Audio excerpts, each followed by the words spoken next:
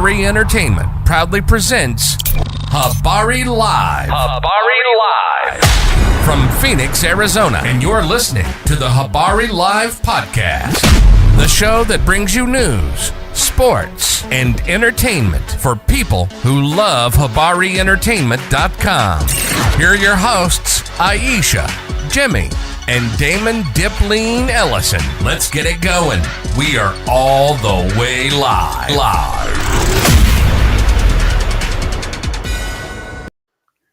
Yeah, I don't know, man. Check. There you go. Who knows? You want to start it over again? Yeah, the intro. Just the intro. Okay.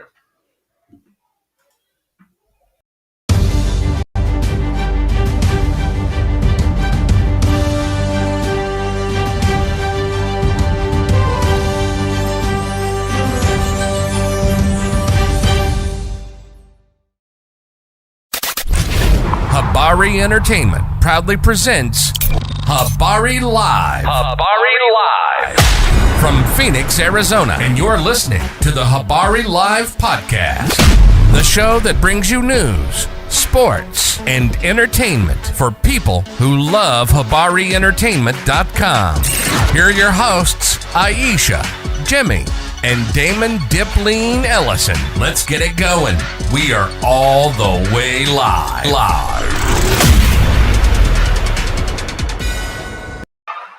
Yo. Good morning. It looked like we're getting sound. I don't know why it's doing that, but whatever. Let's get it going, man. Another episode of Habari Live Saturday. You know, on Wednesday, we always do our thing, but today we are here to talk about the news and the things that's going on throughout the week. Just hoping you guys have had a good week and everything went good. But this week has been kind of crazy, man. What we have seen this week, man, as we've seen a couple cases, a couple trials get their endings, a couple things that have happened that has been, you know, just kind of wild for the people, man. And we're going to talk about it. And we talked about it a little bit on Wednesday, and we're going to continue to discuss what's going on with a couple of these cases. But first off, man, I want to thank everybody for spending their time, taking their time to watch us. And you know, if this is your first time being here, go ahead and hit that subscribe button if you like to hear different opinions about what's going on in the world and how someone else views what's happening and how this affects you. You know, and that's our main thing, is we just love to discuss things, and we do go through our chats and our comments and talk to the people in the comment section to see how you guys feel. But Habari Ghani, my people, man, we are thrilled to bring you the latest edition of Habari Live, your go-to podcast for the Pulse of Phoenix and beyond. And as always, we are all the way live in Paradise Valley in Phoenix, Arizona. I am Damon Ellison, and my co-host Iesha. We will be your guide through the exciting stories and everyday happenings in our vibrant community. Your weekly dose of inspiration, innovation, and insightful conversations from the heart of our Phoenix. But first, let's go ahead and get to the top stories of the week. What's up, Ralph? And we'll go to what Iesha has here. Let's get it going. Good morning. My name is Iesha, and here goes some of the stories that's making headlines this week. The Justice Department has moved to revoke citizenship in a rare denaturalization push. The Justice Department is seeking to strip citizenship from 17 individuals in what legal experts are describing as an unprecedented expansion of denaturalization efforts within the Trump administration. Federal officials say that the cases involve allegations of fraud or misconduct during the naturalization process. And critics are warning that the move could raise additional concerns about due process, and it could also create uncertainty around the naturalized process for citizens across the country. That has been the mission of this administration, man, to make it as hard as possible for everyone to become Americans and to stay Americans. And they're going around, going through people's backgrounds and trying to get rid of people who are citizens and who have became citizens. This is Hmm. ugly stuff, man. Right. And we're going to get into a lot more of this stuff now, right now, because it's starting to hurt the World Cup. It's hurting us, our reputation around the world because of this ugly administration and the decisions they are making to try to make Americans feel un-American and Hmm. unwelcome in our own country. It's Right. ugly. It's disgusting. But this is what we're facing right now. Not only are naturalized citizens facing such hard times right now, a new report is warning that Social Security's trust fund could become insolvent by 2032, 1 year earlier than they previously expected. So, without congressional action, retirees could soon see automatic benefit reductions for roughly 22% of the population going into retirement. Lawmakers are facing a growing pressure to address the program's long term finances as millions of Americans are depending on Social Security benefits for their retirement income. I mean, a lot of boomers are now going into retirement and they're starting to see that they don't have as much money to live on retirement. Yeah, man, this is going to be a big issue, man.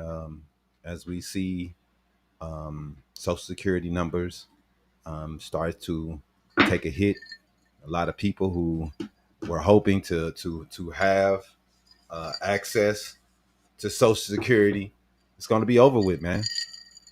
It's done. Right. Social Security, and then you have Republicans doing everything they can to hurt Social Security, to make sure that you don't have it when you retire, even though all of us are paying into it. They're taking money out of our checks every bi-weekly, weekly, however you get paid for Social Security. But in the end, they're going to sit there and tell you, oh, you know what? We don't have it. We don't have the money for Social Hmm. Security. So, nah, you guys will be okay. Right. So all these people that have been working their ass off, putting into Social Security, hoping that it would help them when they retire, it Hmm. won't be there. Yep. And Exactly. it's ugly, man, for the whole entire nation, man. These programs that Republicans hate, they hate they hate them, and they want them taken out bad. And we'll be talking about it later, as you know, Johnson this week was caught on audio saying that they're going after the entitlement programs, Social Hmm. Security and Medicare. Yep. You know, they can keep giving tax breaks to the wealthy, but you know they want to do that, but they do not want to do anything to help the people, the older people and the younger people, Hmm. or those that are disabled. Exactly. This is craziness. It really is. But moving closer to home, an employee has been placed on administrative leave after an autistic man was found dead inside of a hot van outside of a Mesa care facility. Authorities are investigating the circumstances surrounding this tragedy, and advocates are calling for increased oversight and stronger safety procedures for the vulnerable adults that are receiving care within our communities. I mean, this was just sad that I believe the employee is trying to say that, it was a simple mistake and he just simply forgot that this man was in the van and just went back inside to Mhm. continue his daily duties, Right. which is sad. Yeah, man, it's scary. You know, you don't want anyone. Oh, I see. Unbelievable. Yeah, you don't want anyone that's vulnerable towards these type things to not get the type care that they deserve. Hmm.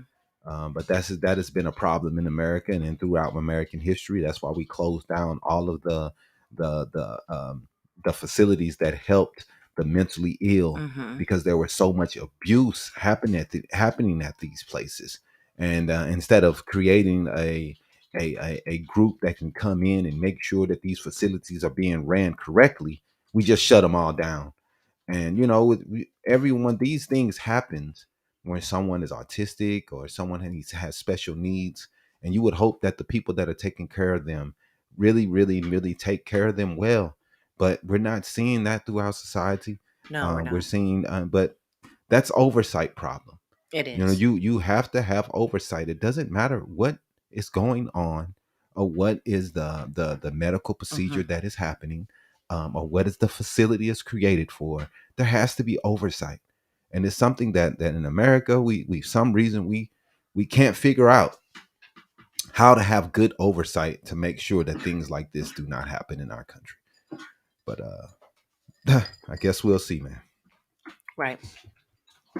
Also this week, President Donald Trump sparked debate by simply saying that he loves inflation while discussing the economy. Economists have generally viewed inflation as a challenge because it reduces purchasing power and increases cost for the consumers.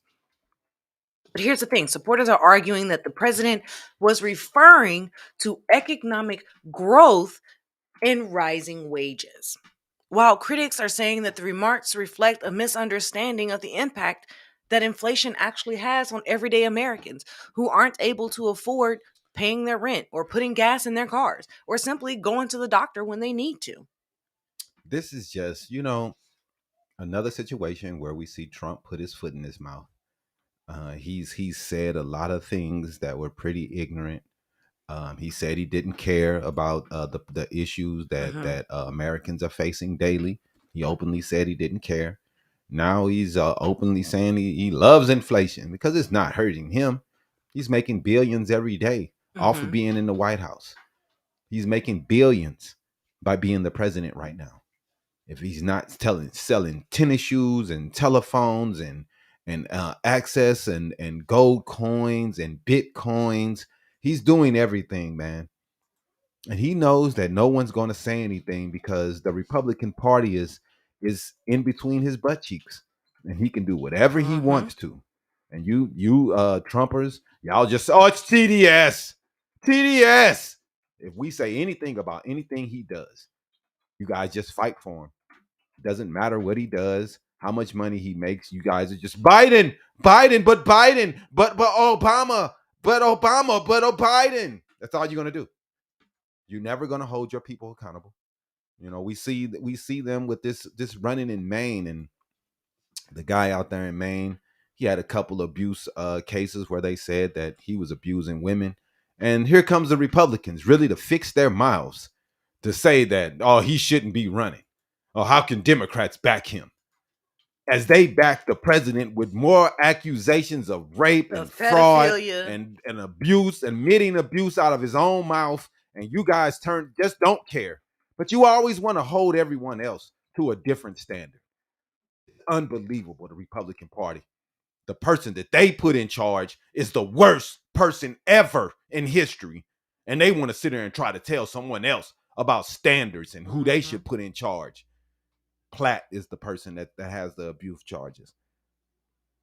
The man said that, I you know what I'm saying, I admit I made some decisions, something Trump will never admit. Never admit that he did anything wrong. Platt said, I did some things. I had some PTSD. I had some mental issues when I first got home, and I made some bad decisions. But I'm a better person now.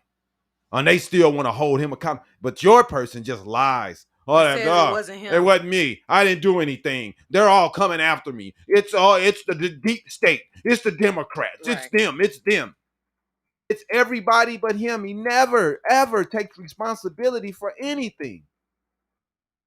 Ever. Platt says, yeah, I take responsibility. I made some bad decisions. Democrats, hey, yeah, man, we forgive the guy. We do believe the women that he made this mistake.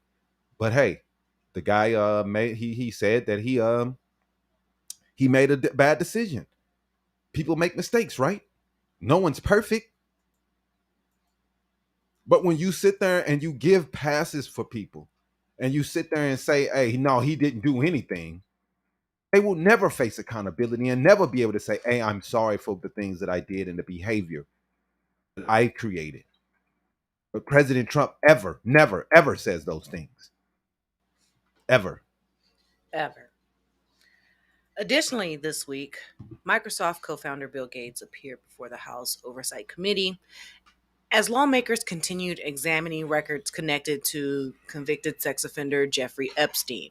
Gates had previously acknowledged that he had met Epstein on several occasions and had described those meetings as a mistake. And the hearing comes amid the ongoing congressional efforts to gather additional information regarding Epstein's network and his relationship to prominent figures like Bill Gates and Donald Trump, who will never go before the committee to be questioned in regards to his relation to Jeffrey Epstein.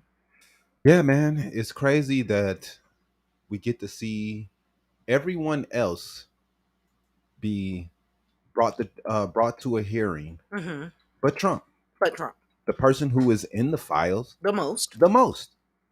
How is this guy skirting responsibility of being pulled into a hearing? Now, if this was Bill Clinton when he cheated on his wife, he was pulled in, and they wanted to impeach him. Hmm. Now, Donald Trump found guilty of all these crimes, and they're making excuses for him. They won't pull him into a hearing. They'll pull Bill Clinton into one, though. Right. They'll pull Hillary Clinton into one. Oh well, we're getting some political points for this. Pam Bondi goes to They, one. they're gonna send Bill Gates, all these other people, but not Trump. Yep. Oh, Ludwig, I think he was pulled into one, but his, they never held accountable. These people, I swear, man, the Republican Party just think they can do whatever they want to do, but everybody else is held to a different accountability standards, and it's insane to me. Hmm. It is. It really is. But moving on, soccer fans around the globe are turning their attention to the upcoming FIFA World Cup. The United States, Canada, and Mexico are serving as the co hosts, with anticipation growing for what is expected to be one of the largest sporting events that's ever been staged. Teams are now preparing for qualifying and final roster decisions, while organizers expect millions of visitors and billions of viewers worldwide. But we are also seeing some cases where referees and coaches are not able to obtain their visas in order to accompany the team or the players that are participating. Yeah, man, this is embarrassing. This has been ridiculous Hmm. to see. It's been ridiculous to hear. We're going to talk more about this. A referee from Somalia was not allowed to come to America. We know that JD Vance and all these guys made jokes about the World Cup back a little while ago. I'm going to show some video of that, but most of this stuff is just these guys straight up do not want foreigners to come to America. These guys are doing everything they can to try to keep certain people from coming. And when you look at the rules of FIFA, then if a country is not allowing certain people to come to their country, they're not supposed to get the games.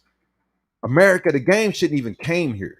When they saw what Trump was about and everything that he's trying to do, they should have took the games to another country because America does not deserve them at all. With the way we're treating people, the way they're treating Iran, the way they're treating every other country, this is horrible. Horrible.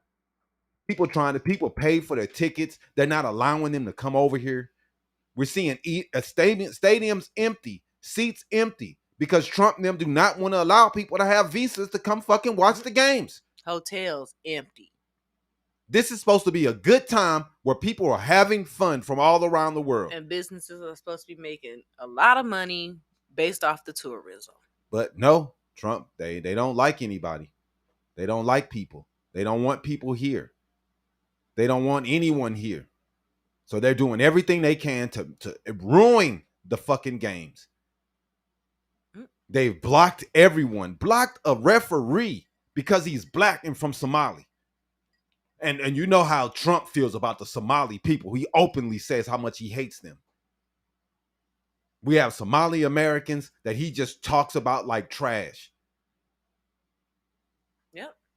We have it on video. It's nothing to lie about. I mean, it's on video of him saying how trash they are. He blocks a Somali referee who has been doing his job for decades, refereeing the games. And what's going on? What's happening? They're blocking him from coming to America. Mm-hmm. They're blocking people from certain countries they don't want here.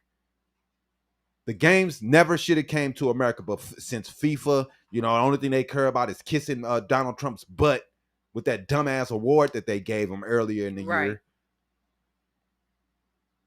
Horrible, horrible decisions, man. And I just can't believe that the games are still here with the things that's going on, and FIFA is just looking the other way. Mm-hmm. FIFA's looking the other way as they treat people like trash and don't let people in the country for the games. People can't get their baggage handlers and all the people that helped out with the teams. They can't even get them into the country right now.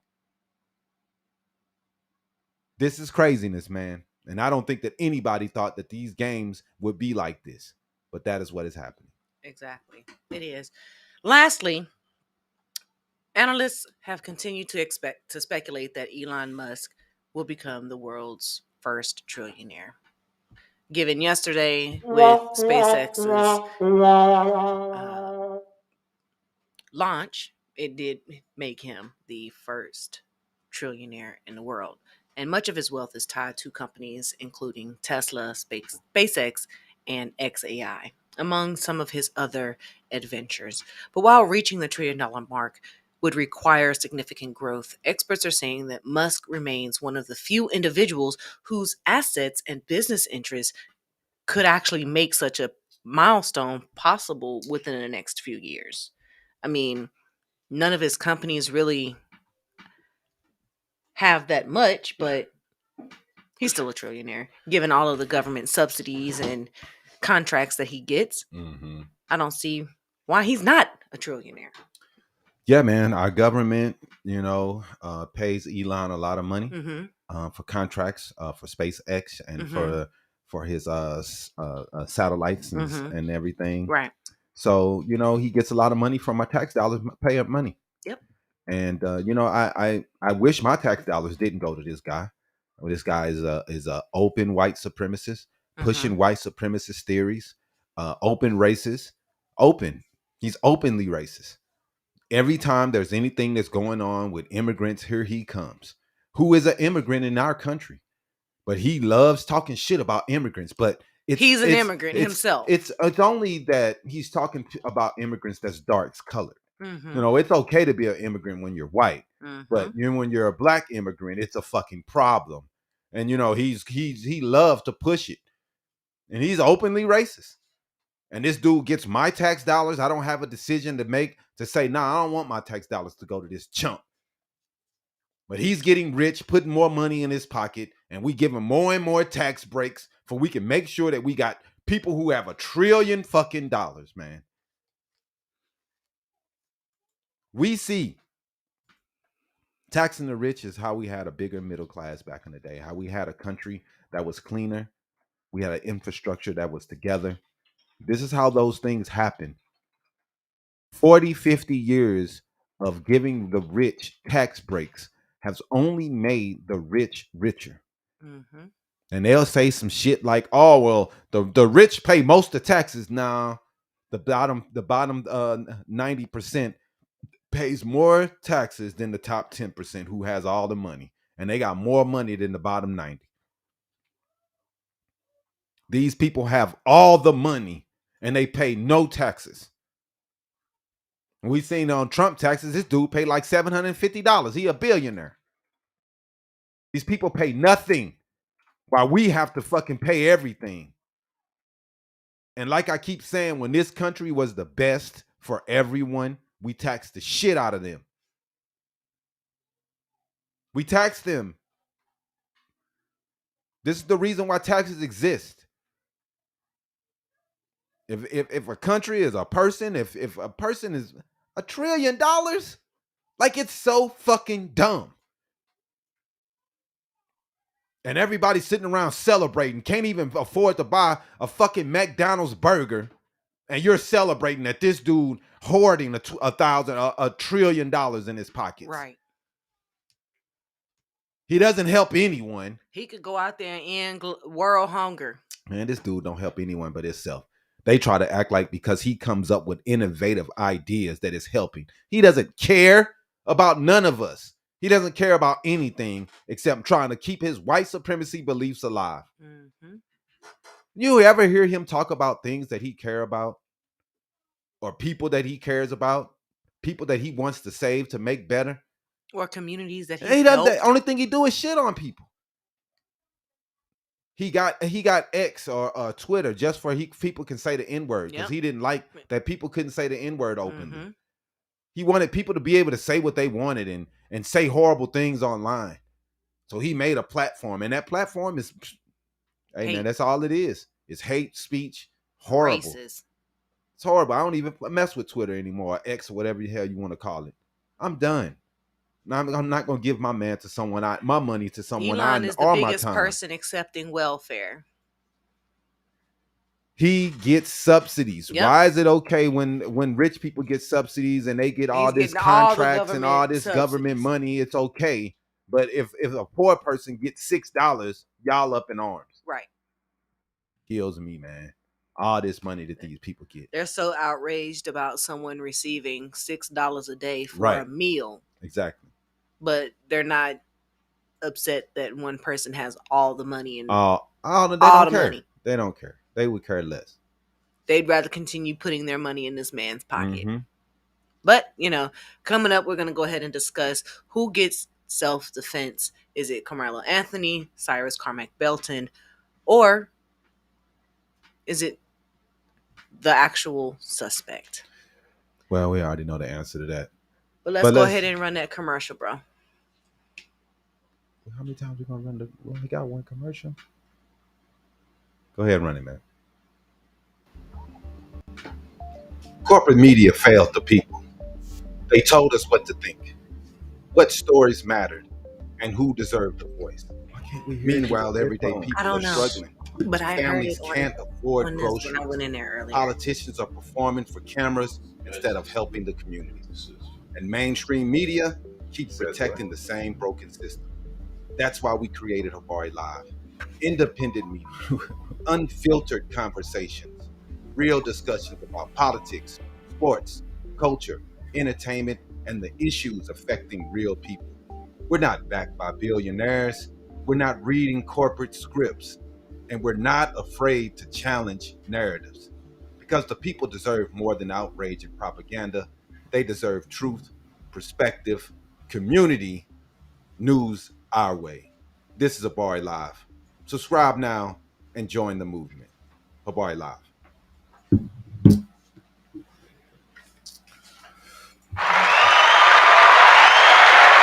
I don't know what's going on with that. But anyway. All right, man. So we're going to go ahead and play a clip here. And this just came out this morning, man. We, this week, Carmelo Anthony was found guilty and sentenced to 35 years in prison. A lot of people, were upset about this on both sides of the race. Black people, trying to say that self-defense never works for us. A guy walks up to a kid trying to get him to leave a tent when he doesn't own the tent. It's not his tent, but he feels as though he has the right to go and make the kid leave. So he walks up to him and he pushes him. He does everything he can to cause a altercation.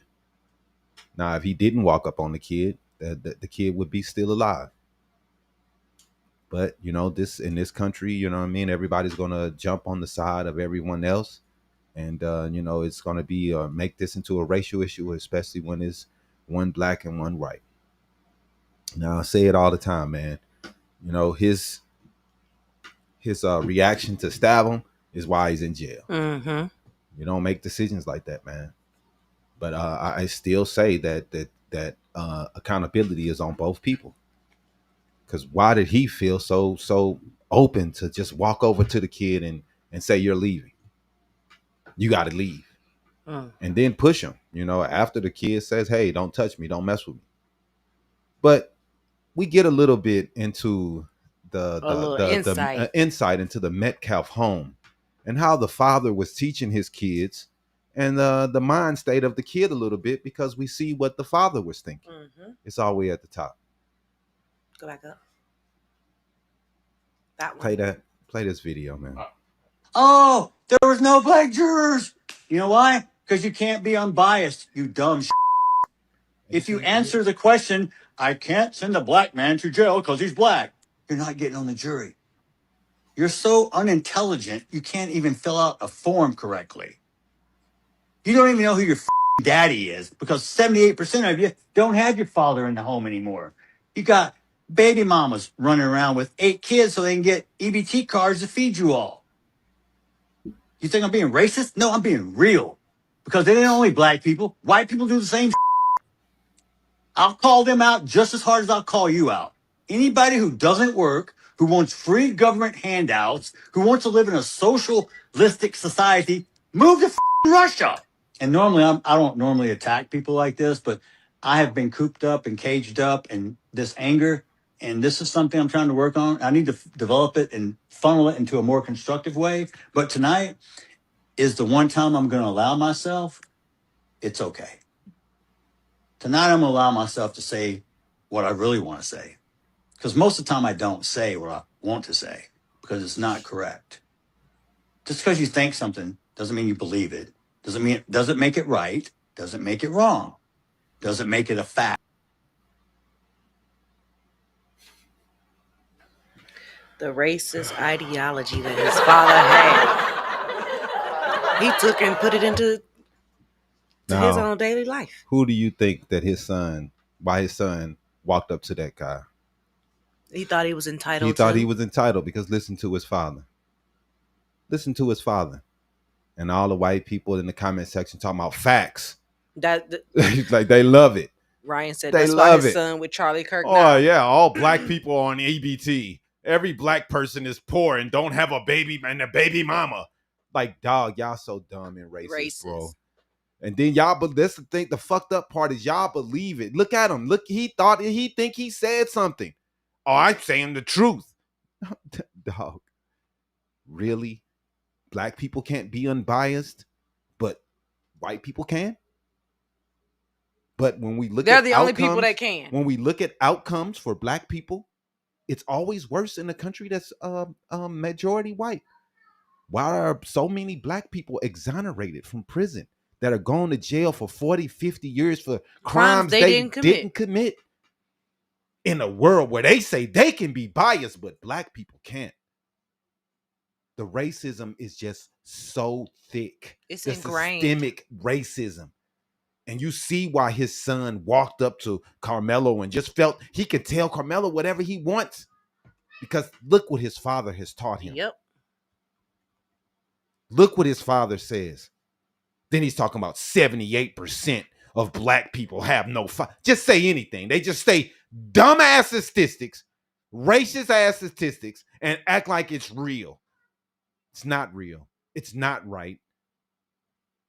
35% of black people are married. So how can 78% be black households without fathers? And just because the person isn't married does not mean that the father is not there. Marriage is an economic situation.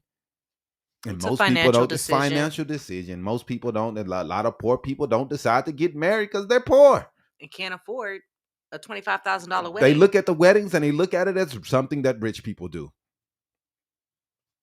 But you know, let's act like all black people don't have their kids and black fathers are never there. This dude here just shown exactly like Andrew Zimmerman, shown his real true colors after the jury says not guilty. We see the real true colors of these people. We see what was going on in the Metcalf home, how they were talking about black people. How they were raising their How they was raising their kids to be racist as fuck. Why he thought he could go up to the black dude and tell him where he needs to go and what tent he needs to be in. Because this racism mentality, these white folks are teaching to their kids and thinking that this shit don't have any type of cause or any effect on reality is bull. You're teaching your kids to be racist. You're teaching them racist shit like Austin Metcalf's father is, who openly, now the shit that he says openly right there Could you imagine what he's saying behind the cameras? The shit that he just said he didn't want to say, he couldn't say. Going to the courthouse and getting married is still considered a wedding.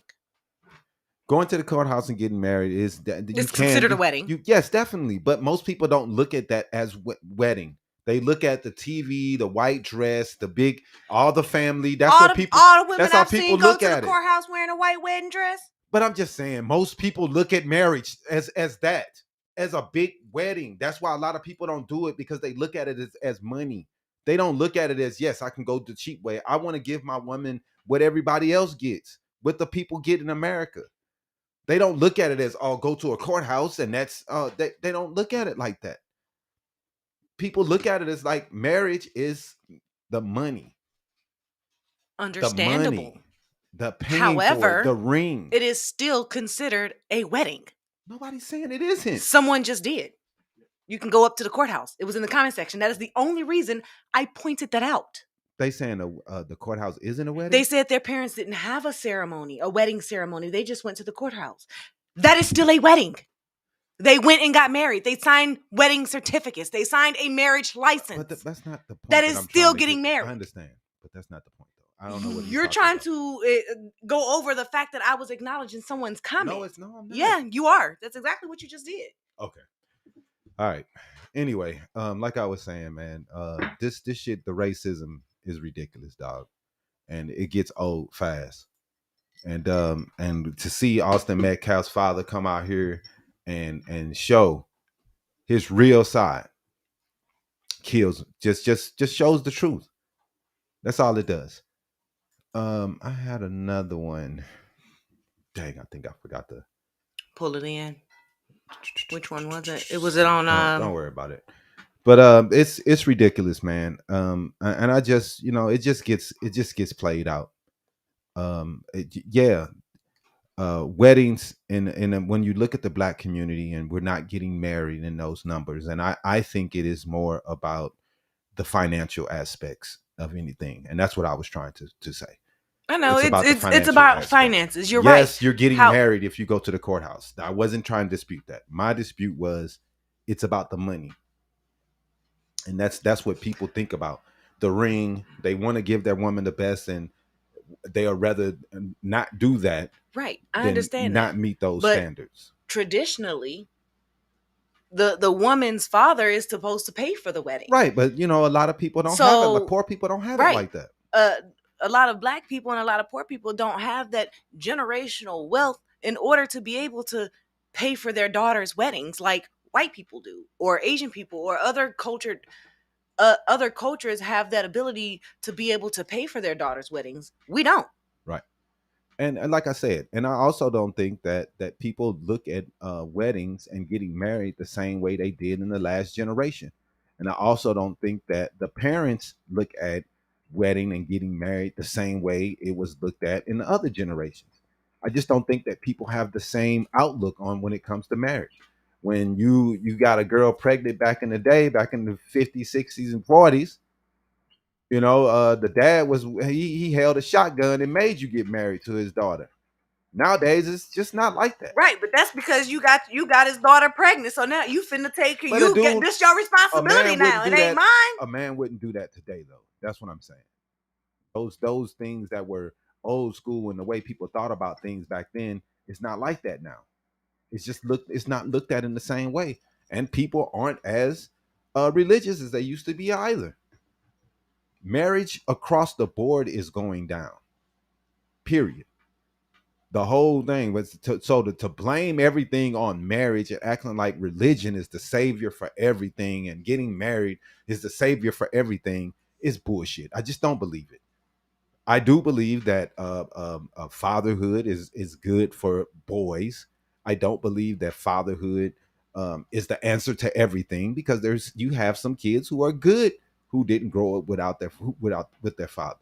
You have some that's bad, but when you look at the numbers, you see that being fatherless can hurt the home, because when it comes to women and single women, they are not making the money to be able to keep their family above the poverty line. And that's the big problem that is being seen. It's about money. And that you all can say race all you want to, but everything when it comes to economic and crime is always connected to money. And if you come up in a good home, you usually aren't going to do dumb shit. But if you come up in a home where you're poor, it's a higher percentage of kids making those mistakes.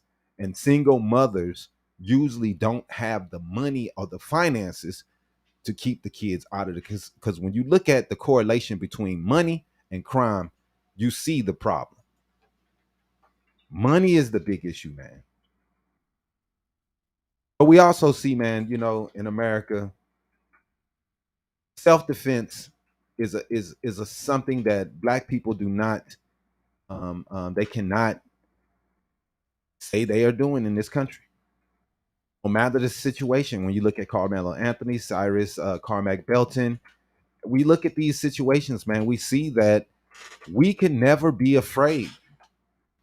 We're always on some criminal shit, no matter what the situation. Either if we end up dead or someone else ends up dead, we can't be afraid for our lives when you're Black. And it doesn't matter how old you are. Now, we looked up other situations and other cases where a white kid stabbed someone at school and there was an altercation. We saw one kid go probation. We saw another kid that got 10 years in prison. Why did Carmelo get 35? He's a young kid. He made a mistake. Why did he get 35? Now, you saying it wasn't self-defense? Okay. But we saw other cases and we've seen other cases where people get less time.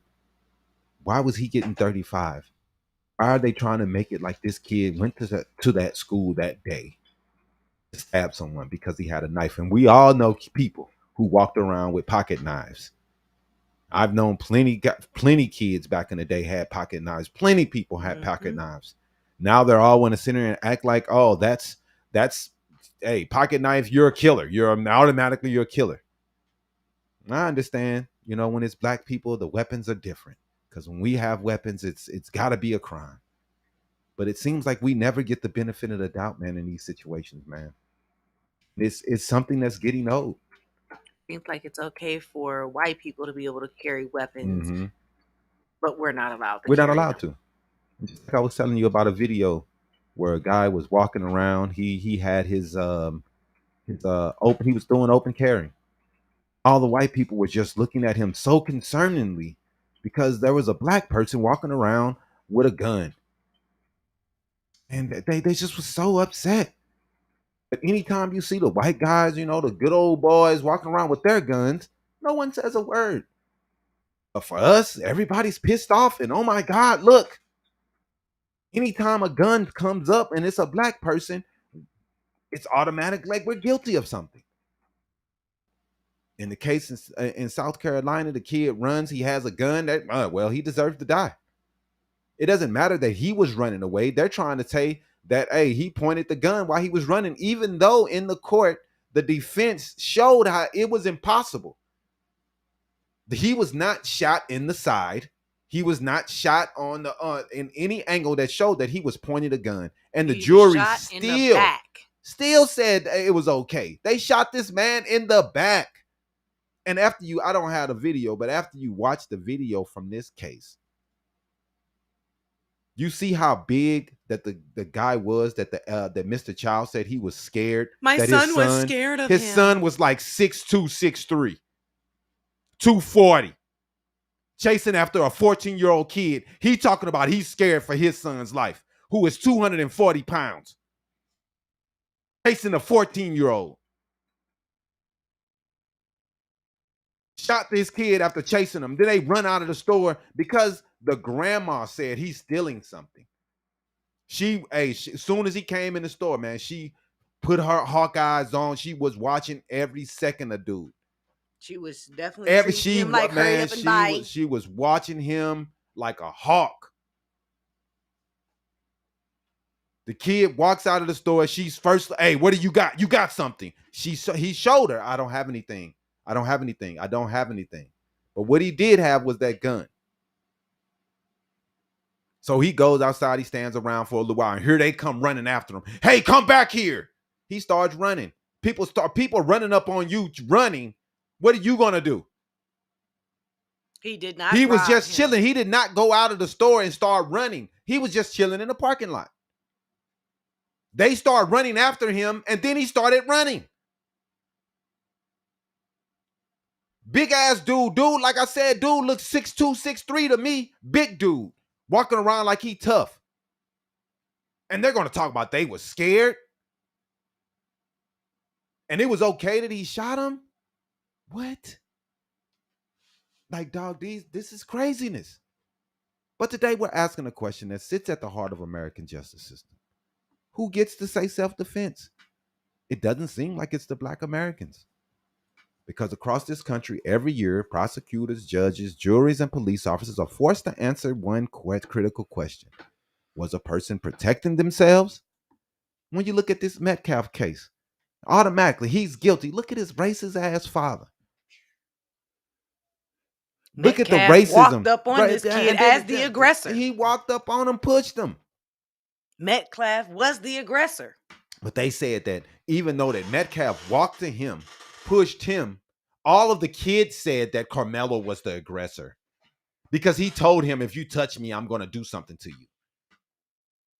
We got Chud the Biller walking around every single day, calling people N-word. Well, he's in jail now. He was walking around every day, calling people N-words and then saying, do something, I dare you. So now if a black kid says do something, he's a criminal automatically. Look, he said do something. He was aggressive. He dared him to do it. He told him that if he did it, he was aggressive. So the person walking up on me, trying to get me to leave, pushing me, he's not the aggressor. But the person who said, touch me, I'm going to fuck you up, is the aggressor. Wow, man. When you're black, you can't even stand your own anything. You can't stand your anything.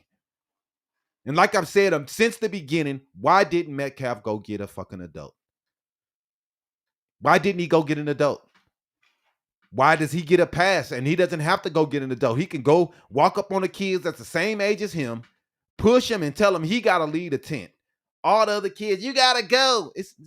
Do y'all own this tent? Did you buy it? Metcalf walked up on him being a bully. Get out of here. You don't have no right to be here.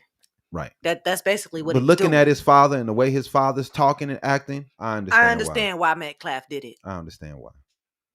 Because that's what he was taught to do. I understand why. So they always acting like was a crime committed. On paper, the law's supposed to be blind. On paper. But it always seems that the white side always wins. No matter what the situation, man.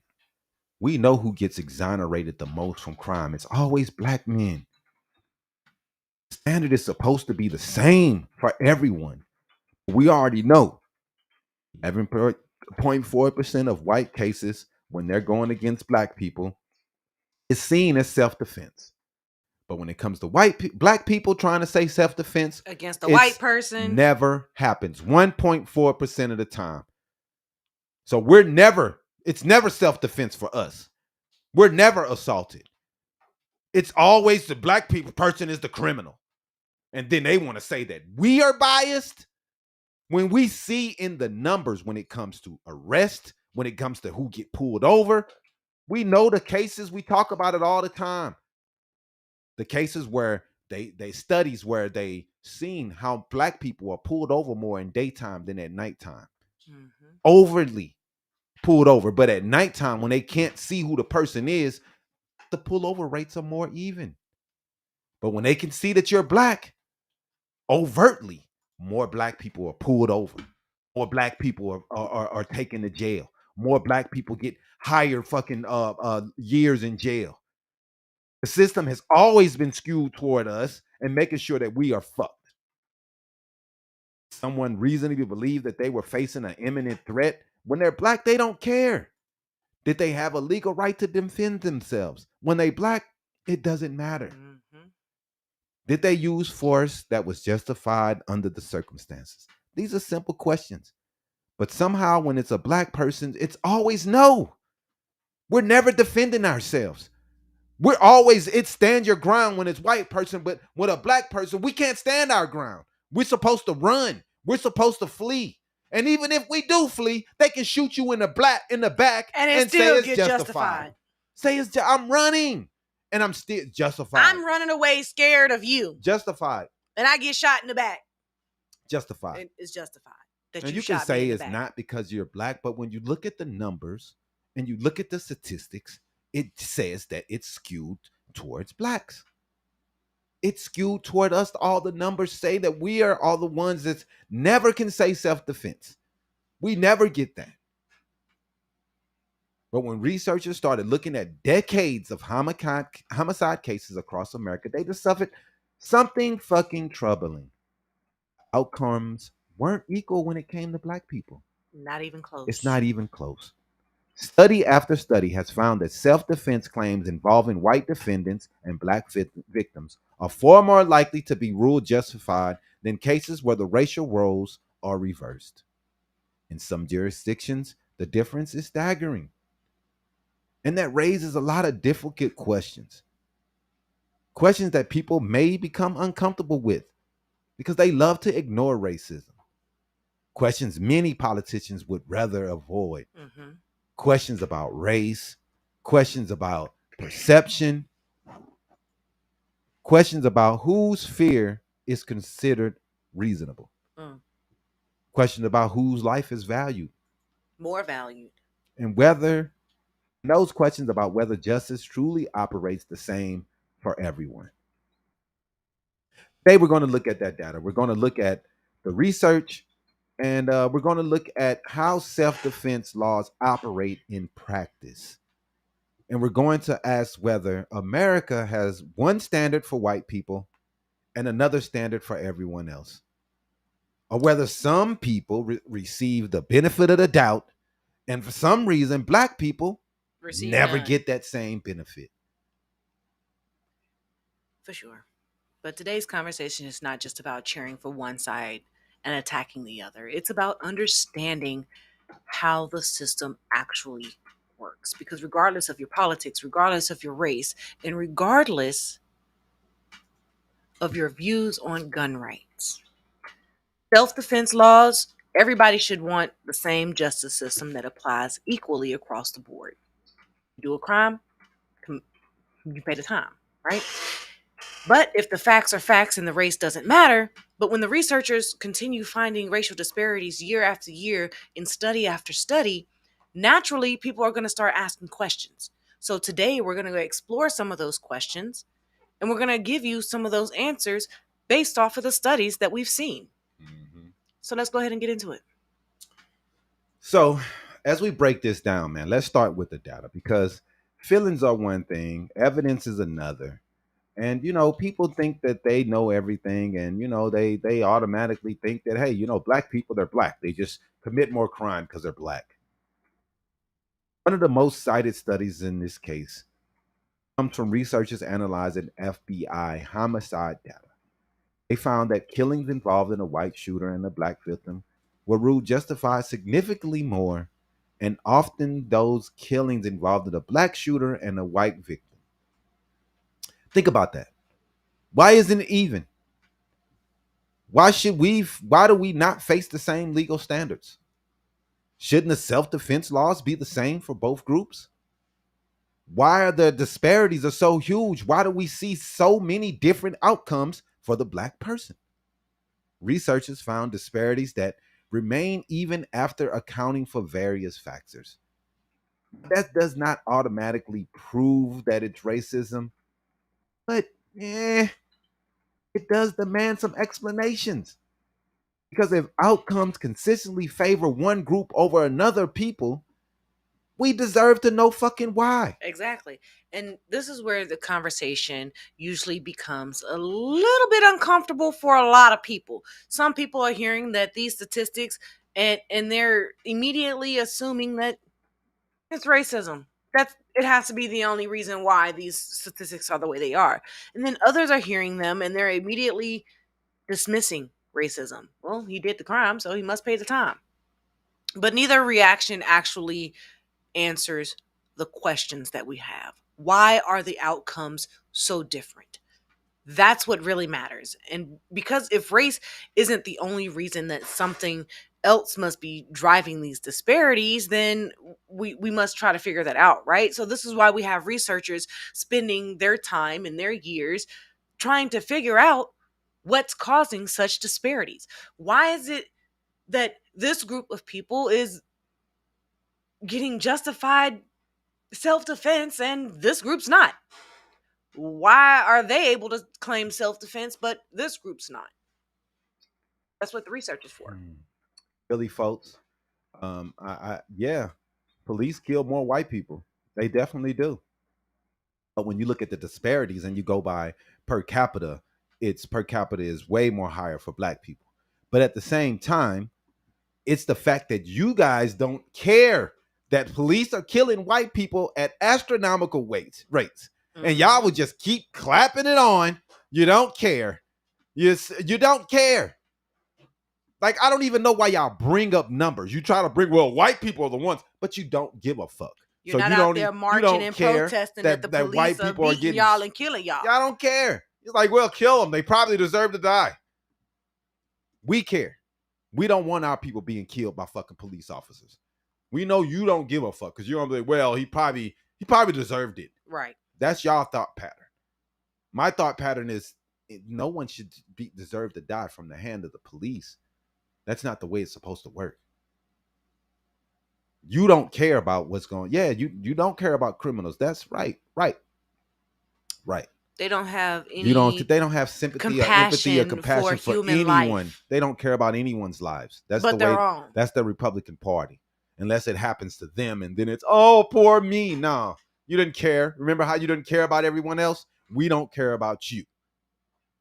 But one theory that appears repeatedly in academic research is implicit bias and prejudice in the system that is created by America. It's not overt racism. It's just bias. Not someone sitting on a jury saying they dislike black people. It's not always that. And it is some. Researchers are talking about the subconscious assumptions. Who looks dangerous? And to white people, when they see a black person, they automatically, he's dangerous. He looks like he wants to steal something. He's a thug. Because the mind state, the practice of racism is embedded in them. Listen to the father of Metcalf. We just played the video. His racism. How he taught his kids the racism. We already know. We just saw the proof by seeing his interview, how racist he is. And he was proud of it. Oh, black people are on EBT and all of them have baby daddies. So crazy how they think about us, man. But they think we're all dangerous. They think we all look like a threat. They think we're all aggressive. The white man could be angry. He could be upset. He's not ever labeled as the angry guy. But me, I come on here and I get upset about what's going on in the world. Oh, look, he's angry. He's mad. I see other politicians, they get excited about something and no one says a word. But let a black person get it. Oh, the angry black guy. We're never innocent. We're always assumed because our skin color that we are doing something criminal. But we see that self-defense law often depends on what is considered a reasonable fear. When it comes to black people, we can't have that reasonable fear. We can't be afraid of our life for our lives. A person can come up on us, push us, be physical with us, and they can say, hey, you shouldn't have been scared.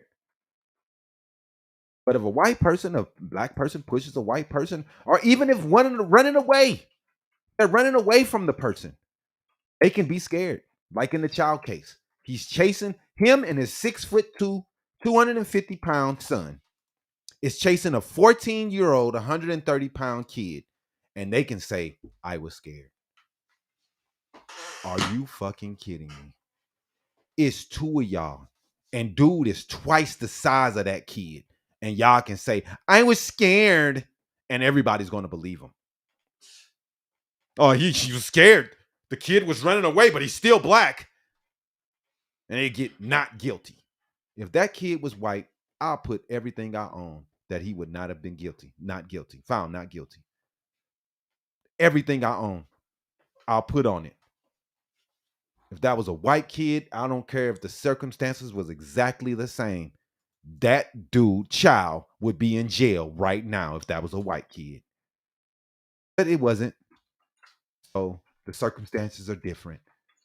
Having guns is not a criminal, not a crime in America. Remember, you guys fought for the Second Amendment. You want everybody to have a gun.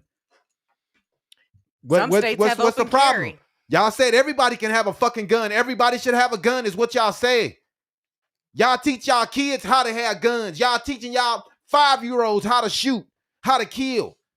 Taking them to target practice, and it's all good. See pictures of white kids with guns. No one says a word. 14-year-old black kid with a gun. Oh my God, he's a criminal. He has to be doing something. We can't do shit, dog. Y'all can do whatever the fuck y'all want to. But black people, for some reason, we can't do shit. Can't have a gun. Can't do shit. We can't do nothing. Can't have a knife. All of the things that I've seen these white kids do, we can't do them. We get called criminals for doing the same things. We're criminals. And thugs. He has a gun. He was a criminal. What? I thought y'all said it was cool. It's legal to carry a gun. Y'all take guns or AK-47s and walk around with them on your back.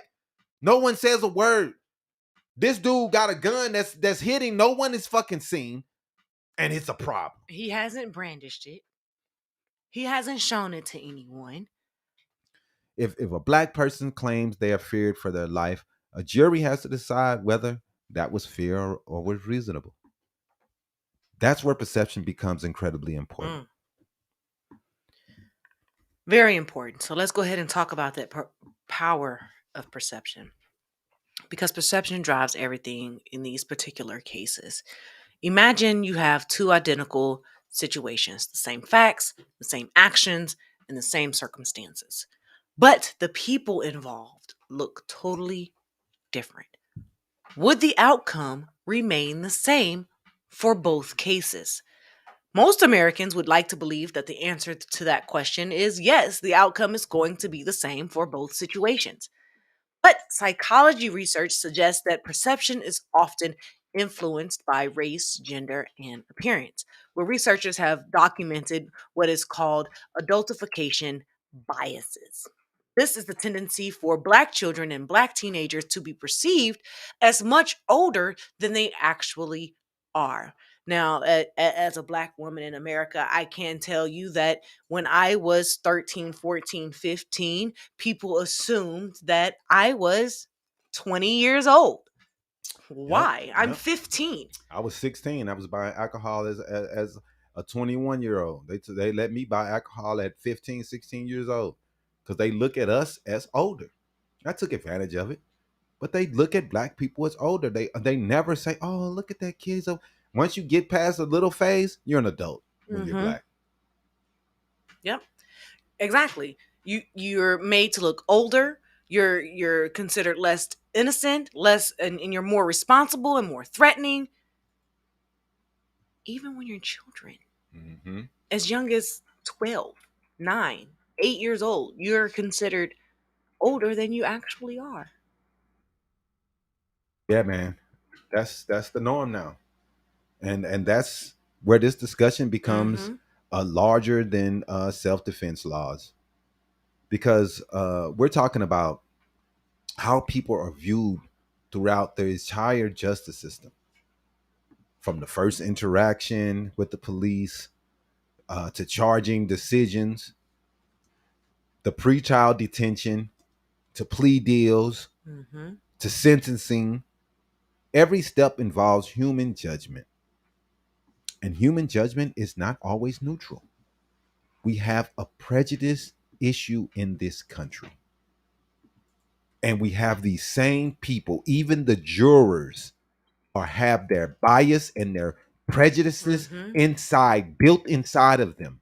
And they bring those prejudices to the courtroom. And just like old Austin Metcalf father said, oh, black people can't be unbiased. Well, white people can't either. And since the lawyers know that, they fight their ass off to make sure there's no black people in the fucking Jury, jurors yeah. pool. Your bias is going to say that the black person is a criminal. The black person's bias is going to be like, hey, not all black people are fucking criminals. Right. So they're going to think of him not as a fucking criminal. Black But the people white folks and have- everybody else are going to be like, he's a criminal. You know that saying, you're innocent until proven guilty? Black people really believe that.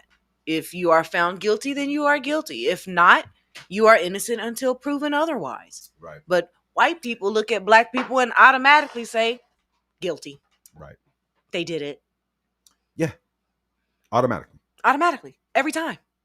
And researchers have found black youth are more likely to face adult prosecution. You see that this kid just got 35 years, not the 10 years that these other kids got, but 35. More likely to receive harsher punishments, black people are.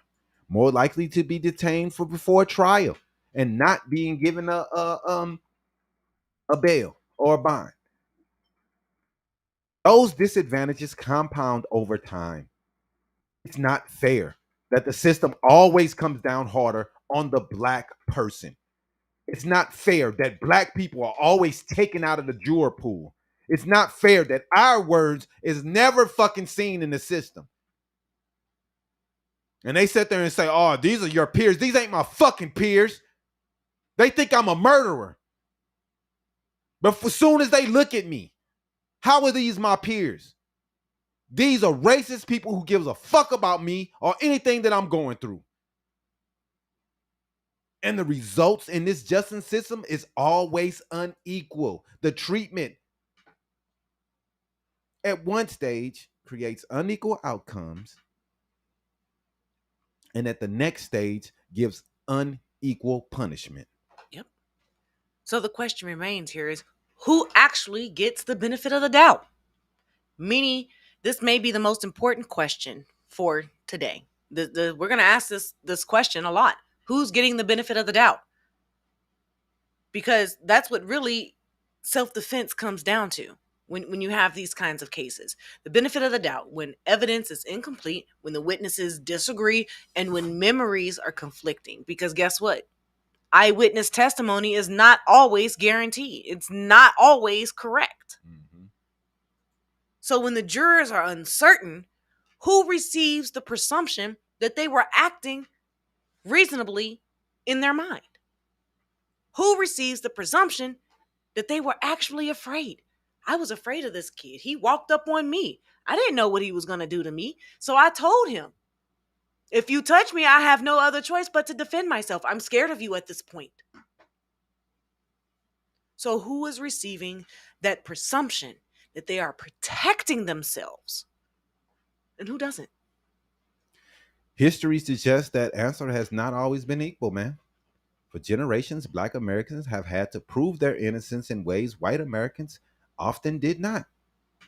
And while we've made tremendous progress as a country, researchers continue documenting disparities that cannot be ignored.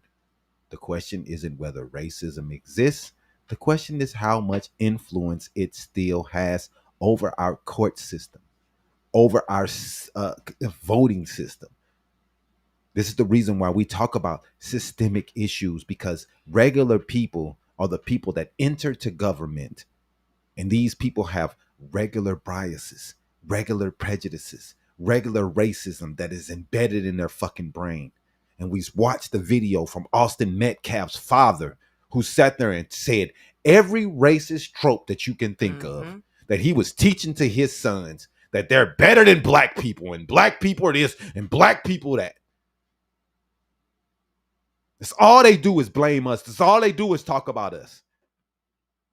They want to be us. And whether we are willing to confront it honestly, which we can't, because white people do not want to see themselves as the enemy. They don't want to see themselves as bad guys. They want to be the good guys, even though they continue to push bias, prejudice, racism. Then they'll just sit around, oh, it's not me, or you're the racist. It's the black people. It's all this stupid shit. You're 60% of the population, and you're going to blame 14% on the racism? Like, you have states that have like 1% black people in it. In like most 5,000 people total. And you're going to sit around and say that those are the problem? The little bitty groups of people are the problem, and it's not the people who are the majority. It can't be them. It's got to be the people that's barely fucking accounted for. Man, it's fucking ridiculous, man. But let's talk about stand your ground laws and how they seem to not apply to black people at all. Supporters argue these laws empower law-abiding citizens to defend themselves. But somehow black people can never defend themselves, can never stand up for themselves, can never be afraid. Critics argue they create an inconsistent outcome and expand opportunities for deadly force for white people.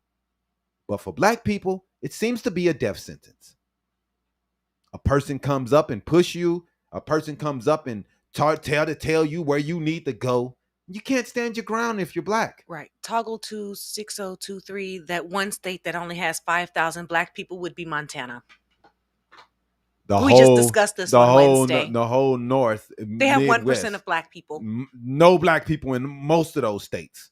And they have crime. They have prisons. They have jails. They have a lot of people that's in them. But let's try to act like black people are the whole problem in this whole country, when most of us only live in one area of the damn country. Most black people are in the southeast of this country. We're not even in most of the other states. If we are, it's very, very small numbers. Very small. But what makes this debate so intense is that both sides point to public safety. One side says citizens deserve protection. The other side says expanded self-defense laws create unequal justice for black people. And the research surrounding these laws remains highly controversial because they seem to always skew towards black people getting the worst outcomes. Yep. And what's not controversial is that the outcomes continue to show the racial disparities. Well, researchers across multiple studies have identified differences in how self-defense claims are accepted depending on the racial identities of those actually involved. Again, that doesn't tell us everything that we need to know, but it does tell us something. It tells us that ignoring those findings shouldn't just make them disappear. We shouldn't just ignore the researchers' studies in saying that, hey, white people, we're being a little harsh on these black people over here. We're not giving them a fair chance. Maybe we should try something different. No, they want to keep to the same old thing. Let's keep being racist. Let's keep saying, oh, it's not us, it's you. Let's keep blaming the people who are the fucking victims. Let's keep acting like they're doing nothing. Even though we see the disparities in jailing, we see the disparities in over-policing, over-pulling us over, over-policing us, period. At its core, today's discussion isn't about one defendant. It's about a whole fucking system that is against the people that are darker skinned. They got a little It's about brown whether to their skin. justice appears equally when it doesn't. Can two people engage in similar conduct and receive different outcomes because of their race? And it seems that is what is happening in America. The answer is always yes here. America has work to do, man, when it comes to equal outcomes and equal justice in this fucking country. The answer is always no when it comes with us. The researchers still need explanations for the disparities they continue finding when it comes to racial issues in America. Why is there always racial disparities when you guys are steady saying there's no racism? It doesn't exist. You can't just sit there and say, "Oh, well, black people are just bad." Are people with brown hair just bad? Or are people with red hair worse because they have freckles? Like, these things do not make us worse. Do blondes really have more fun just This because is they're blonde? Economic. Your economic level will tell you more about if you're going to commit a crime than your fucking skin color. Sitting around saying that just because you're black, you're going to be a criminal. doesn't mean it's true. They can sit around and keep saying all they want that blacks are fucking criminals. And no matter how you motherfuckers try to push bullshit statistics that aren't real, y'all always push the same crap. It's not real. Your level, your economic level is going to tell us more about if you're going to commit a crime than your skin color. You can stop trying to blame race on everything. Either way, man, this conversation matters because trust in the justice system depends on legitimacy. And legitimacy depends on fairness. And this system doesn't seem to be fair towards Black Americans at all. Right. But people can always disagree about policy and they can disagree about politics. But everyone should be agreeable on one thing. The law should be applied equally to everyone across the board, no matter what your skin color is. The value of a life should not depend on race, and the credibility of fear should not depend on what race you are. And the availability of self-defense should also not depend on your race. But if America is serious about equal justice under the law, then we have to be willing to examine the uncomfortable evidence that we have. When it challenges our presumptions and our assumptions, we must ask ourselves, who is actually receiving the benefit of the doubt in these cases? Now, the racists love to bring up black on black crime. But when you look at racial killings and you look at racial disparities when it comes to murder, most all people kill someone that looks like them. In a very segregated America, black people kill other black people. In a very segregated America, white people kill other white people. 85% of white people are killed by other whites. 90% of black people are killed by other blacks. I don't understand why you guys think that it's these people running around killing white people every day, because it isn't. That's not how it works. This is a very segregated country. There are black cities, black areas, black towns, black municipalities. It's just black everything. We're not intermixed. Even though this is a melting pot of a country, this country is very segregated. You got Koreatown, you got Chinatown, you got the Jamaican area, you got the Haitian area. This is the way it is here. Stop trying to act like we all live in the same neighborhood and it's all kumbaya when we know it isn't that way. These racial disparities are this way because in black neighborhoods, that's where the police stay every day. That's where they're at, because they know that that's where the poor people are. And instead of trying to help these people to get better education, better health care, better outcomes, they do everything they can to make it worse. Black education gets the least money in the country.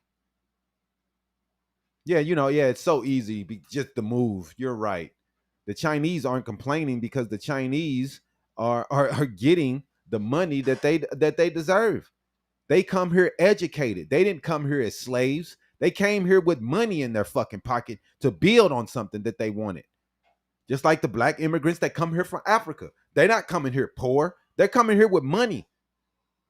That is a different outcome than the people who were left after slavery and said, oh, go do what you got to do. And their fucking kids and their ancestors who were never given the ability to build on their own. The Chinese people were able to build in China, come here and continue on what they already started. We're talking about black people who were never given shit, never given the fucking reparations that they deserved, were just released from slavery and then said, good luck. Dude, y'all always worried about being the boogeyman. Why don't y'all do something to make this fucking country better than always trying to look at this shit? I mean, for real, man. You would rather see just laugh at the people because they're suffering? That's the thing that y'all would rather do. You would love to just point it out instead of doing something to try to help those that are suffering. Because I know y'all think it's just black people, but when you look at West Virginia and Kentucky and all these places where the people are broke as fuck, but they think they are in a better position because they're white, but they're broke and they're poor just like black people. And we need to start working together instead and seeing showing that this is a situation that hurts the poor. But the racists think, oh, well, I'm white, so I'm better than them. Like, dog. One day when y'all wake up, man, one day. But the question we asked at the beginning of this show was simple. Who gets self-defense? The answer depends on who you ask. Some people believe the system works exactly as it's intended to. Others know for a fact that race continues to shape outcomes profoundly. What cannot be denied is that researchers continue finding disparities that deserve attention. Whether those disparities are caused by bias, perception, policy, or some combination of all three, it remains part of an ongoing national debate. Why does self-defense never work when the faces are black? Why does self-defense always fail even when the black person can prove that he was pushed first, that the person came to him? Doesn't matter. We're supposed to be the better one and walk away. White people can stand their ground and defend themselves. We never are given that benefit. It's not a debate when we see the numbers. 1.4%. When a black person says self-defense, that work. Almost never. Never. 99% of the time, we're going to lose. One thing is certain, man.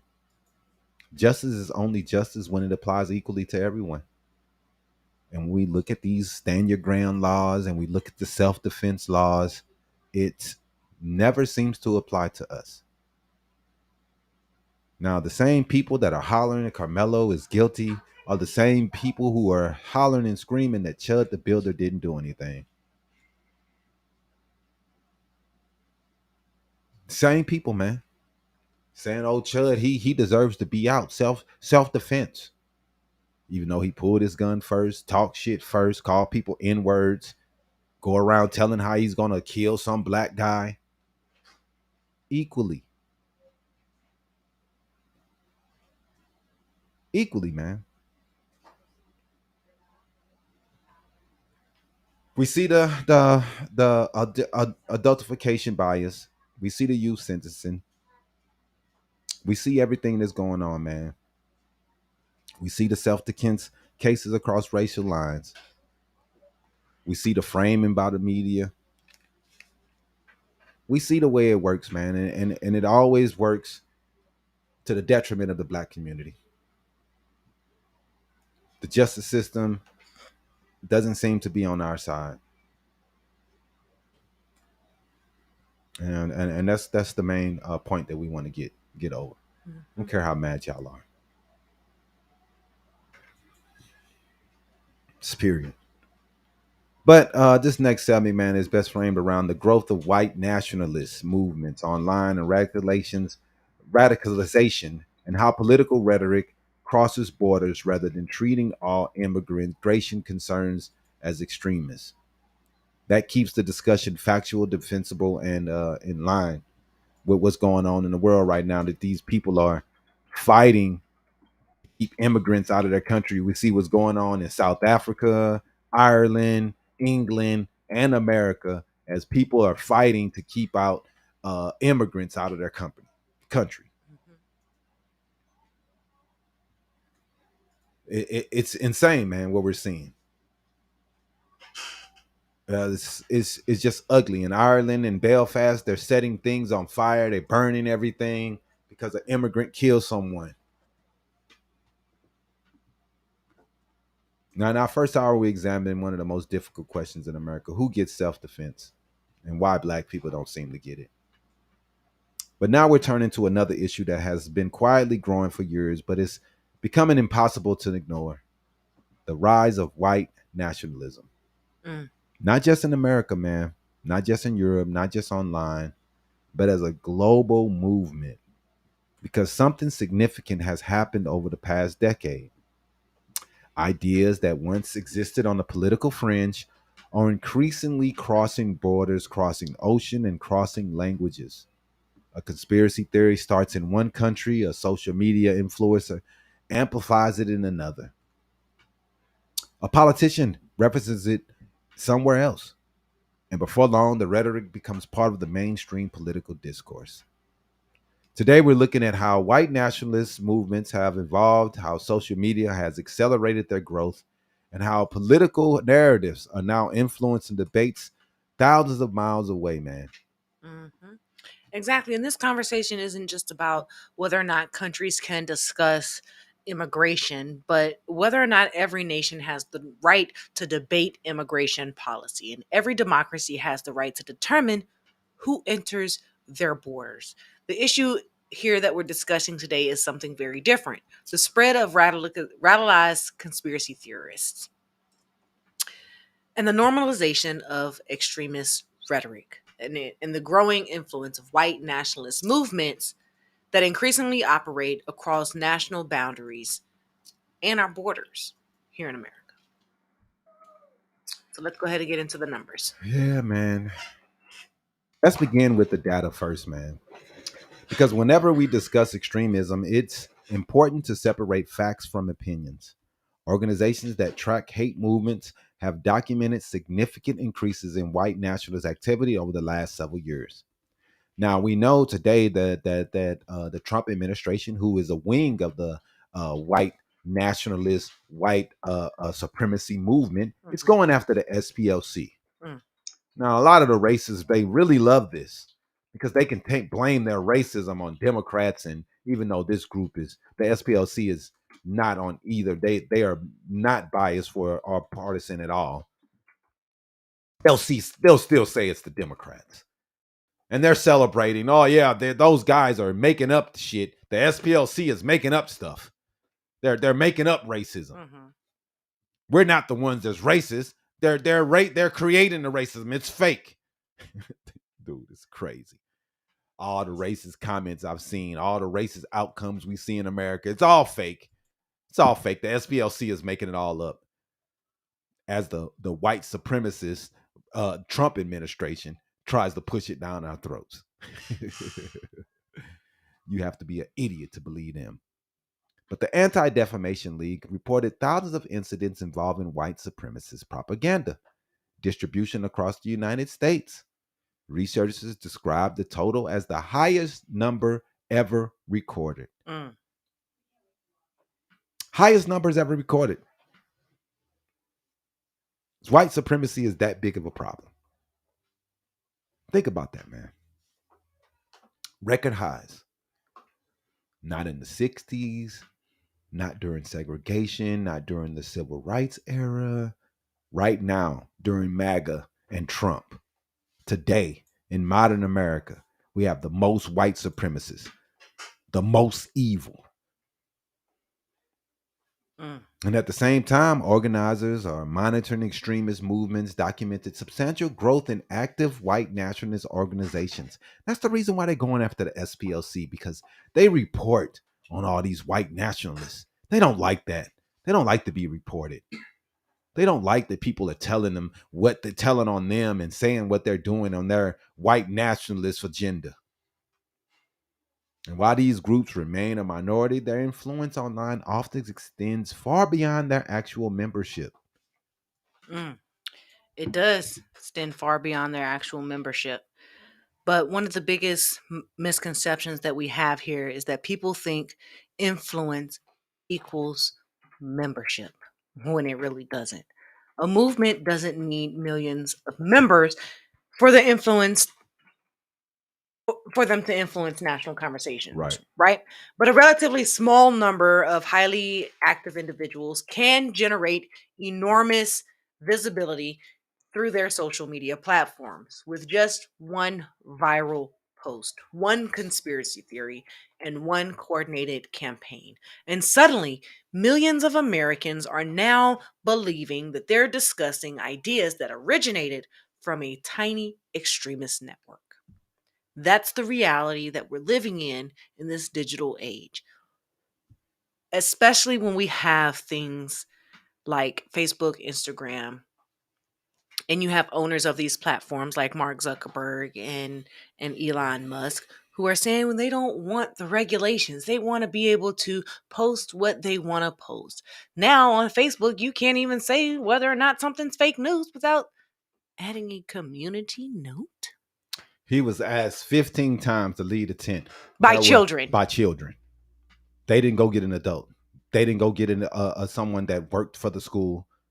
They thought that they can tell the black guy what to do. They didn't go get security. They thought that they could push him and tell him what to do. And y'all was, well, they told him to leave. So it was kids. They can't tell him what the fuck to do. Why do y'all think that some kids can tell another kid what to do? If he was asked to leave and they thought that he was supposed to leave, they were supposed to go get an adult. No, they took it in their own hands and they thought that they could start pushing him around because he was the black guy and it was going to be okay. Mm-hmm. And he was wrong because he was stabbed for coming up and walking up on somebody trying to tell him what the fuck to do. And if it was the other way around, y'all would be celebrating. Celebrating if it was a black kid, just like the kid in South Carolina. Y'all celebrate. Oh, well, he was trying to steal. Well, he had a... Y'all be making every excuse in the fucking world to make it okay. Yeah, he stabbed someone to death. That's the reason why he's in jail. But only thing I'm saying is why when it's a white person who's standing their ground from someone else walking up on them and pushing them, it's okay. It's self-defense. But when a black man is standing his ground, it's murder. He's a crook. He deserves jail forever. I understand he should get prison. But why is it 35 years? Why isn't it 10? Or 10 years probation that another white kid got when he stabbed someone at school? Why does he get 35 years? Mm-hmm. Why do we always get knocked over the head when it comes to our fucking circumstances and punishments? It's disgusting.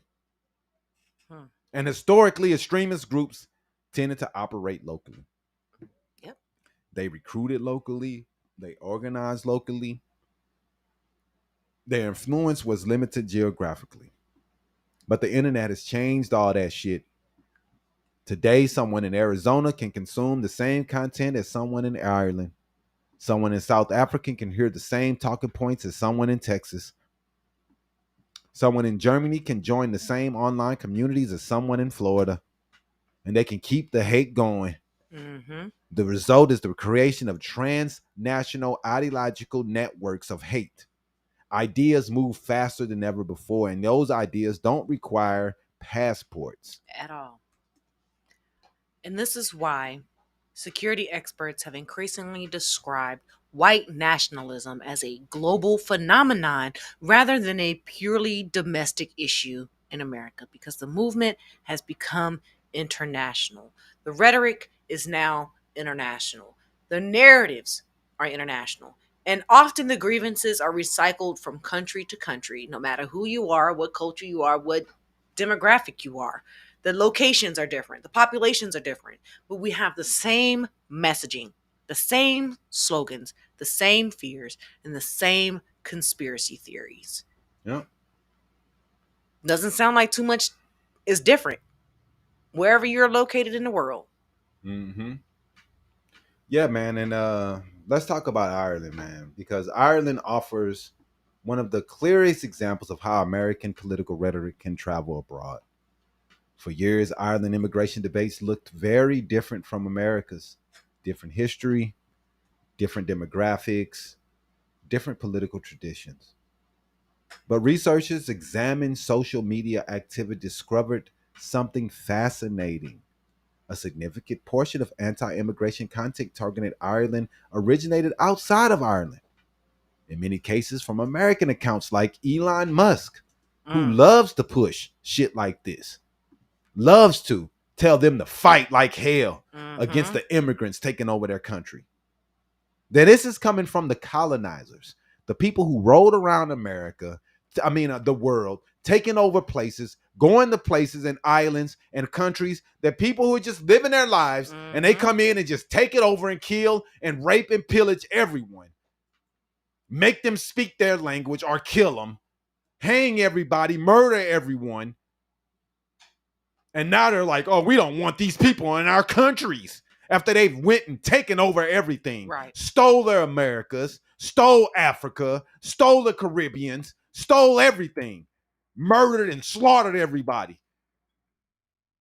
And then look at everybody, get out of my country after they've made everyone speak English and speak their languages. Live their customs. Forget your culture. It's white culture that only matters. Assimilate to us. Assimilate to our ways. As they sit around and make everyone become white and talk about how great it is. They took out the Native Americans, took out the Mexicans. The Mexicans don't even know that they're Aztecs and shit anymore. They didn't colonize them so bad. They think they Spanish. Taking out these people, everything. Taking out damn near every country in America, in Africa was colonized. And then they want to call you names and tell you to go back to your country after they've stolen everything. They're in every place in the fucking America, in the world. They are there with their ways, telling everybody else that they're no good.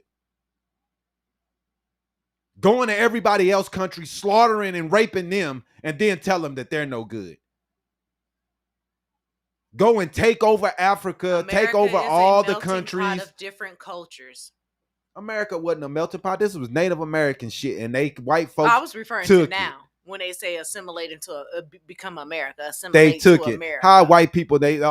White people are doing great. They ain't doing great, my ass. They taking from everybody else and making it their own. You're stealing, and you're still stealing today.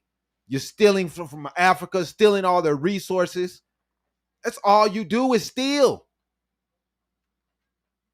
Go to Britain and you see a whole bunch of museums with African shit.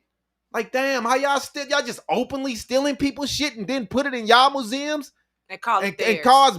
And charge people money, charge other Africans money to go see the shit that you took from them, the shit that you stole from Egypt, the shit that you stole from the Nubians, South Africa, all over the fucking continent. Y'all done just stole and stole and stole. And then look at the other, well, what's wrong with you? Why are you broke? As you steal their resources and shit on them. Think about that. American political content helping shaping debates occurring across the Atlantic Ocean, across the world. As we see South Africa start bringing in these hate for immigrants. South Africans don't even care what country you are, what color you are. They don't care about blackness. They don't care that you're black. They don't want immigrants there because they're getting into this mode of hating immigrants. Mm-hmm.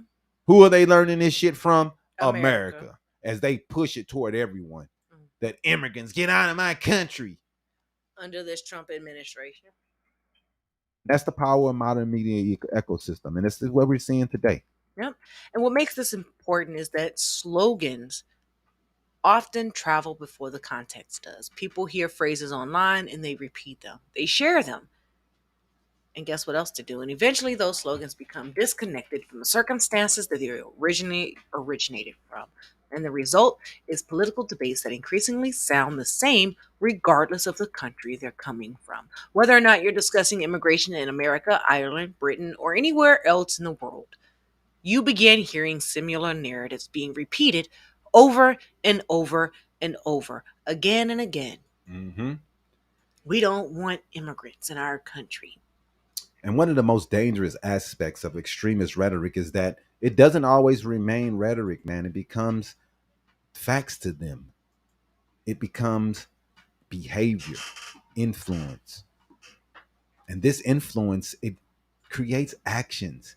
Narratives influence movements. History teaches us this lesson repeatedly. Most acts of violence don't emerge from nowhere.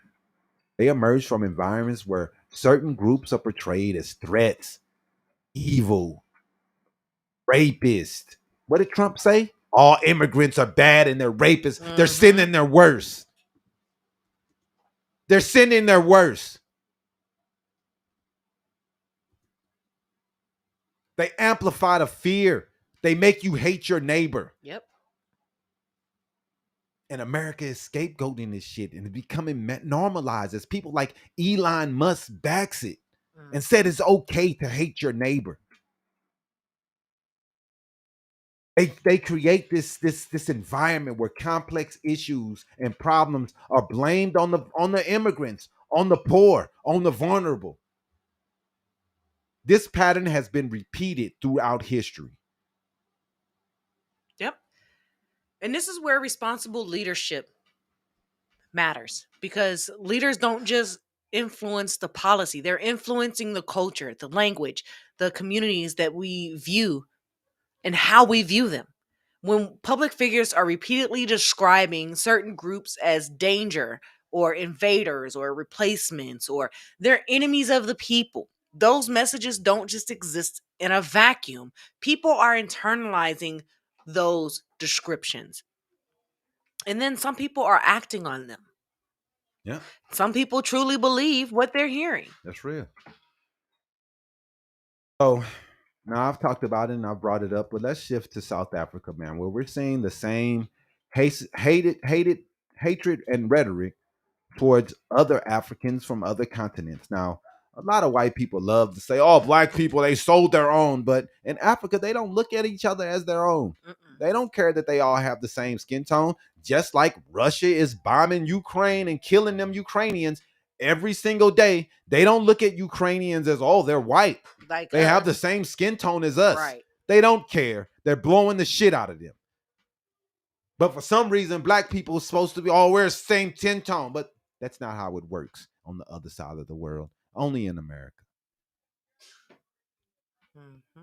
Because the narrative that has gained a lot of significant traction in South Africa internationally involves claims about white South Africans facing genocide, which is just bullshit lies. The white South Africans own 90% of the fucking wealth in South Africa, and they're only 7% of the country. This claim has become increasingly prominent in certain political circles, especially with the Trump administration. Supporters argue white farmers face violence and discrimination. But the numbers see something different.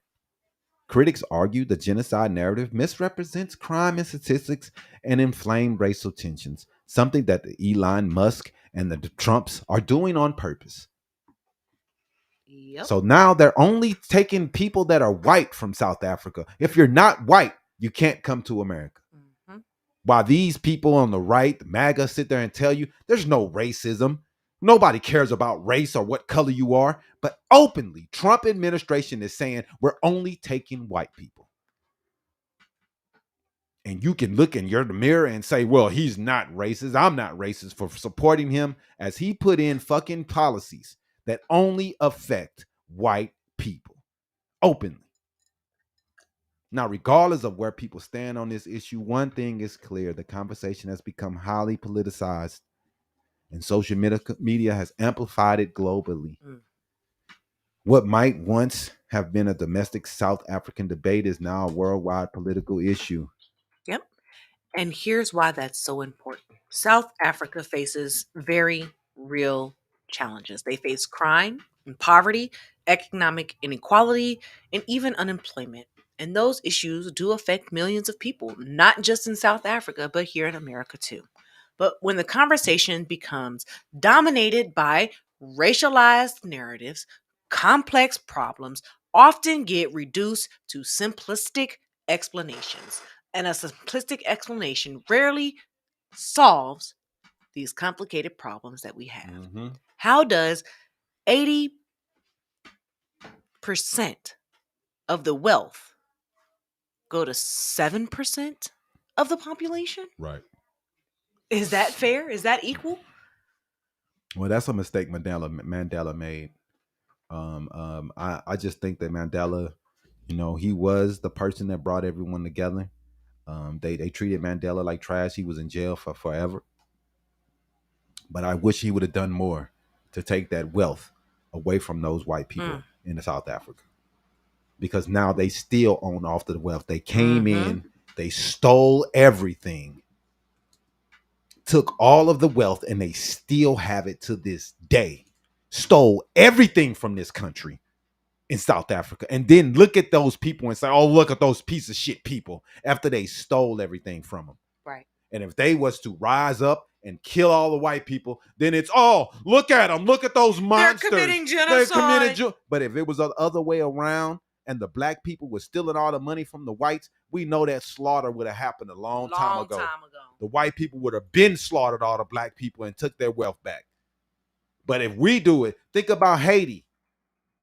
Haiti still suffers to this day because they decided we don't want to be slaves anymore, and they killed all the French people that were on the island. And what was the reaction of that from the French? Embargoes, owe them money, put them in the hole. Nobody trades with Haitians. Haiti has suffered ever since they have fought for their freedom. Anyone else that fought for their freedom, they would be celebrating it. But anytime it's us and we fight for our freedom and kill up all the white people who are fucking putting us in slavery, then we're the bad guys. Look at them. They killed them. Look at them. Oh my God. They were being enslaved. They were being made to work. But Haiti is still one of the poorest places on this earth. Nobody will help them. Yep. Nobody gives a fuck about them. As they fought for their freedom to be away from white slavery. But they're still the bad guys to this day. Still the bad guys to this day. You fought for your freedom. You won your freedom. And you don't get the applause from the rest of the world. You get shitted on by the rest of the world because you killed some white people. Because you wanted your freedom. And they don't care if you are free or not. You kill white people, so we don't care. And they're going to keep treating Haiti like shit. They put all type money that they said that the Haitians own. All type money that they said the Haitians got to pay up because they fought for their freedom. I don't give a fuck if they like us or not. That's not what we're talking about. We're talking about how Haiti has been shitted on ever since they fought for their freedom. And every country in the fucking world turned their back with them, won't trade with them, won't do shit with them. And the French are still saying that they owe a whole bunch of money. They've done everything they can to fuck Haiti because they fought for their freedom. It's not, oh, well, we did enslave them. We did. That's not that. It's just all fuck them. Haiti can't rebuild, man, when everything is against them. If Haiti does get money, they have to give all that money to the European countries because they put so many embargoes on them.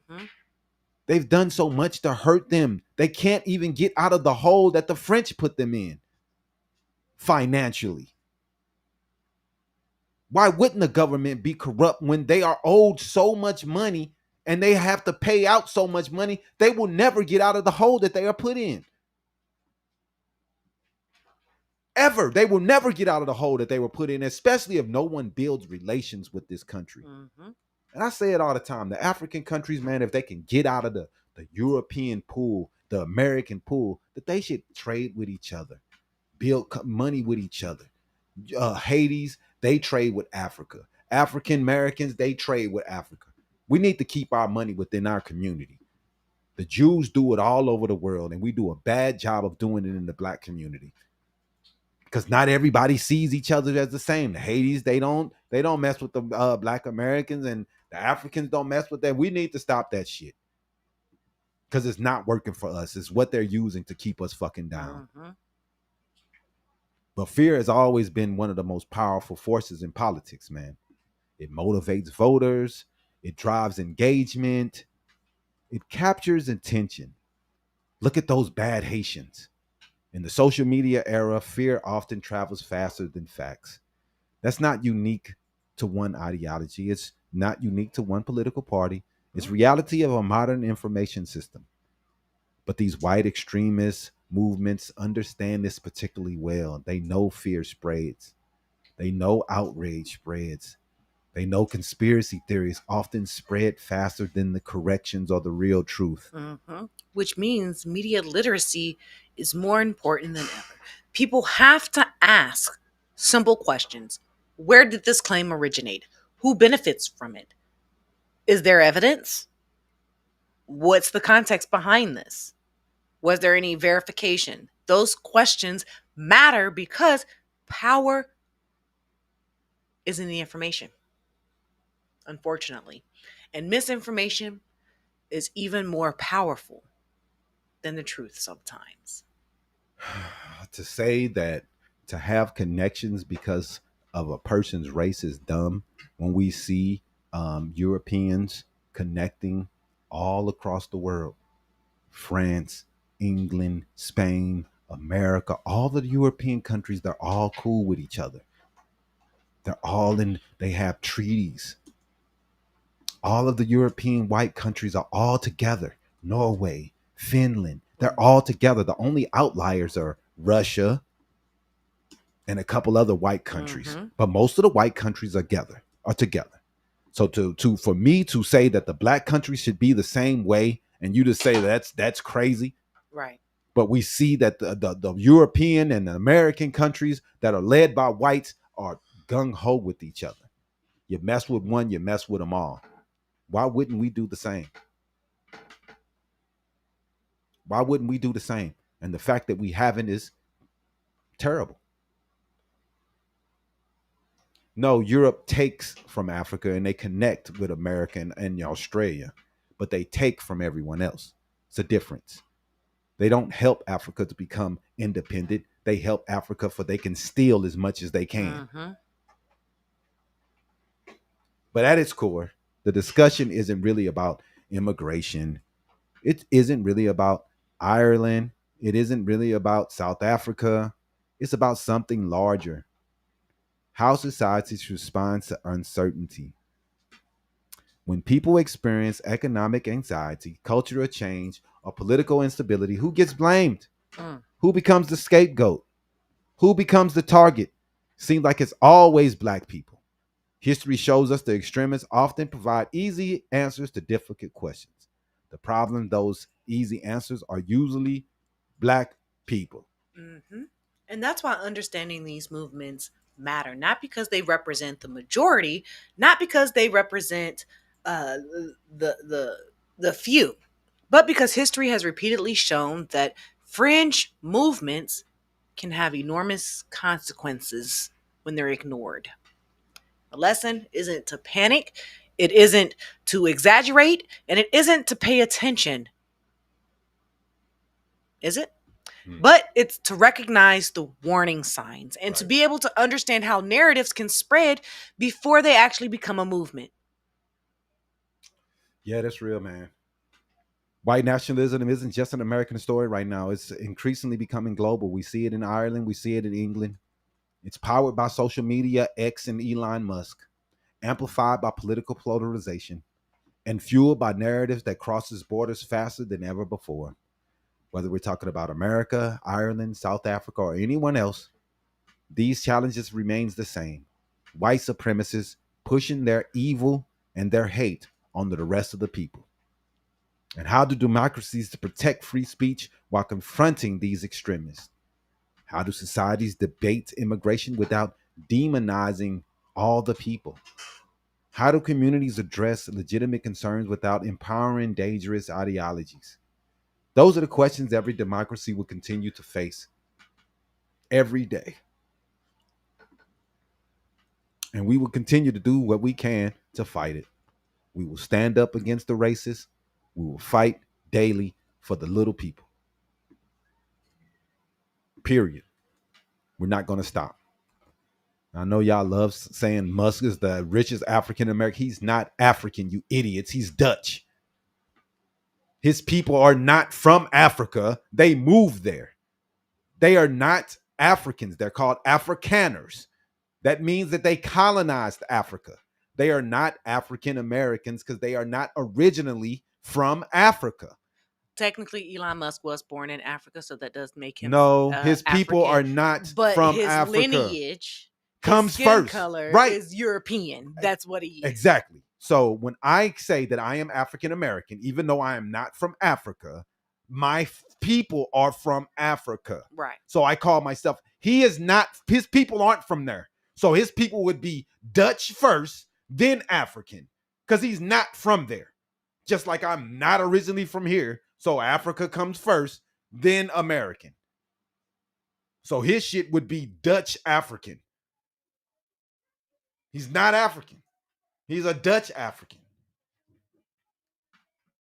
And that's period. He could try to say whatever the fuck he wants to. How is he more African than me when he's not from there? You have to be retarded, dog. His people aren't from there. Just because you live somewhere doesn't make you something.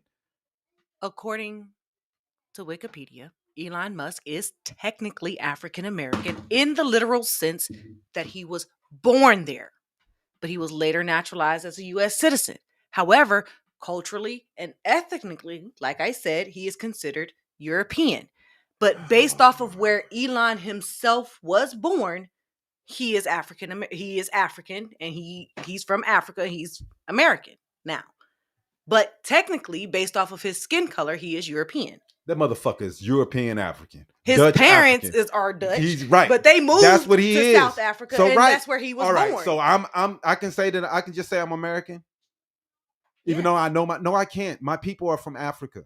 So I say African American, just like the Germans say German American. He doesn't get to be able to say he's just African. No, that doesn't make sense. I don't give a fuck what Google says. Period. He's not African. He's Dutch. Dutch African. Period. You can't go and colonize somewhere and take all they shit and be like, well, I'm African. You ain't from here. The fuck out of here. All right, man. Let's go into the clips for the day, man. Nah, we don't just say American. Because the Irish Americans, the Italian Americans, the Japanese Americans, all of these people put where their people are from first, then American. That's not how it works. The Native Americans, exactly. The Mexican Americans, all these people are from their nationality first, then America. That's the way it works. His bitch ass is Dutch. So you would call him a Dutch African American. He is Dutch first. He is not fucking African. How the fuck is he more African than me because he was born there? Man, all right, bro. Whatever, dude. You people are idiots. Just like you white people are more American than the Native Americans, right? You're more American than them, than the people who were, their whole family and existence is from here. You're more American than them. I know. We know.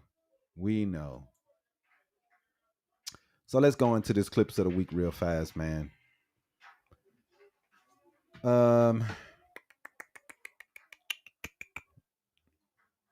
Let's see where we gonna start, man. So we got every week we spend time digging into the biggest stories affecting our communities, our country, and our democracy. But sometimes the most revealing moments don't come from lengthy press conferences or carefully crafted political speeches. Sometimes they come from simple questions, quick videos, a caught on camera moment, a reporter doing their job, a citizen speaking uncomfortable truth, or a politician saying exactly what they think when they believe nobody is paying attention. This week gave us plenty of those moments, plenty clips to take care of, and we're going to look at politicians blaming everyone but themselves, officials refusing to answer basic questions, growing concerns about rising food prices, healthcare frustrations affecting everyday Americans, and some truly unbelievable moments from Washington. We'll also look at what happens when journalists actually challenge people in power instead of simply repeating talking points. Because journalism isn't supposed to be public relations, it's supposed to hold power to the accountable. The accountable to power. Whether that power comes from the White House, Congress, a governor's office, or a corporation, or anyone else making decisions that affect millions of people. Yep. And that's why we call this segment Clip of the Week. The moments tell a larger story here, and the moments that reveal what's really happening beneath the headlines. This week, we've got everything from questions about government accountability to rising costs hitting the farmers and the consumers, to politicians dodging questions, to debates over immigration, healthcare, and foreign policy. When you'll see some of these clips can be serious and they can be frustrating, and a few of them are honestly hard to believe. But together they paint a picture of where America finds itself right now. We're in this. Is it really? Did that really happen? That can't be. All right, so let's get into the chat, man. Let us know what you guys think because we're about to break down the biggest clips making news this week. Let's start with a reminder of why independent journalism still matters, man. This shit matters. Our first clip involves a political candidate making claims about Venezuelan gangs. The question isn't whether the claim sounds scary, but the question is whether it is true. Let's see. Go back to the top, bro.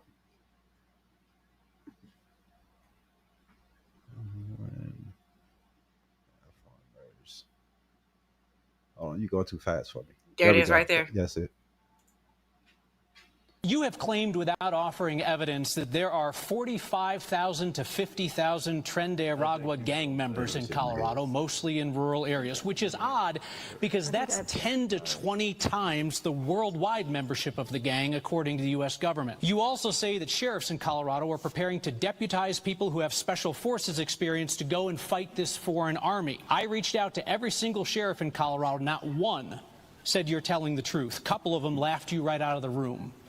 Do you stand by your claim, and will you finally present your evidence tonight? They said I got that wrong. What they said was actually happening is 45,000 Venezuelans came directly to Denver and then applied for asylum, and they said there's probably 60 or 70,000 Venezuelans, not cartel, but just Venezuelans. We emailed every single sheriff's office multiple times. We heard back from 40 of the more than 60 sheriffs, and the sheriffs that we heard back from did not support your claims. The one sheriff that you name-checked in your lengthy response to us, Teller County Sheriff Jason Meixel, who was a previous candidate for governor, said you're confused about things you see on the news, which I believe you just confirmed when you said you couldn't tell the difference between the 45,000 Venezuelans who came to Colorado and 45,000 Tren de Aragua gang members, which do not exist in the whole wide world. So I'm right about the fact that not all 65 told you that.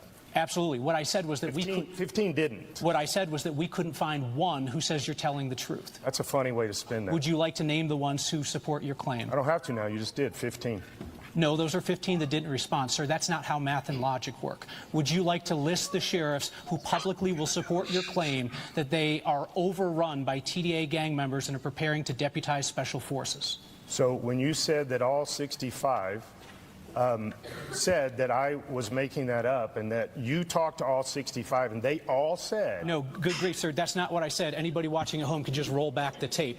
I'm not going to respond. It is just what you said. What I said was I reached out to every single sheriff in Colorado and not one said you're telling the truth. In fact, we heard from 40 who said that they had no evidence to support your claim. Tonight's your chance. Lay out your evidence. And 2 weeks ago when you said it on your TV show, you said the same thing. We have the recording. 65 said that Tonight's all the time to lay out to your evidence. It feels like you think you've won a clever game here. This is your chance to present your evidence to Colorado that the rural counties are overrun with tens of thousands of TDA members, or to say, whoops, I can't tell the difference between Venezuelans and gang members. Well, I already said that. Okay, very good. Thank you. I already said that. Oh my goodness, dog. What was that? Just ridiculous. Lies after lies that people fall for daily. Just lying. Lying, just making up shit, making all Venezuelans out to be fucking criminals. Facts matter, man. And journalists are supposed to verify them. This is bad.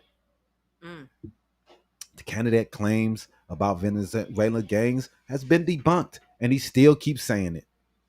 This is exactly why journalism matters. Too often we see sensational claims repeated without evidence, Trump, and a claim gets made, social media amplifies it, everybody runs with it, cable news discusses it, and suddenly millions of people accept it as fact before anyone has verified the information. Something they do with black people, something they do all the time, and they'll just run with the numbers. The public deserves better than that. And the politicians trying to take advantage for the ignorance of Americans need to pay the fucking price. Right. But that's what they typically do. Facts first, politics second. That's how journalism is supposed to work. So let's go ahead and move into our next clip where we're going to see Trump talk to NBC during an interview, and he's going to get up and walk out. Oh, we don't have that. We don't have it. I didn't post it, but it has been one of the most talked about moments of the week, man. As you can see, Trump does not like being asked tough questions, man. And like a big baby, he just runs out. He never takes responsibility from anything that he's asked or any situation that he put Americans in. He responds by attacking reporters, and this is what he does.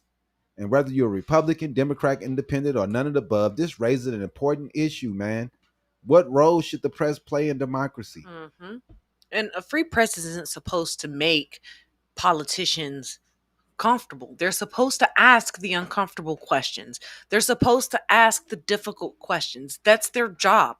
And regardless of who's in office, those questions should continue to be asked.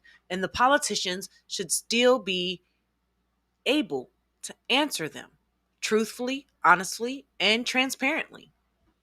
All right, let's go into Pam Bondi in this Epstein hearing transcript, and this guy's going to be talking about what went on during that Pam Bondi hearing.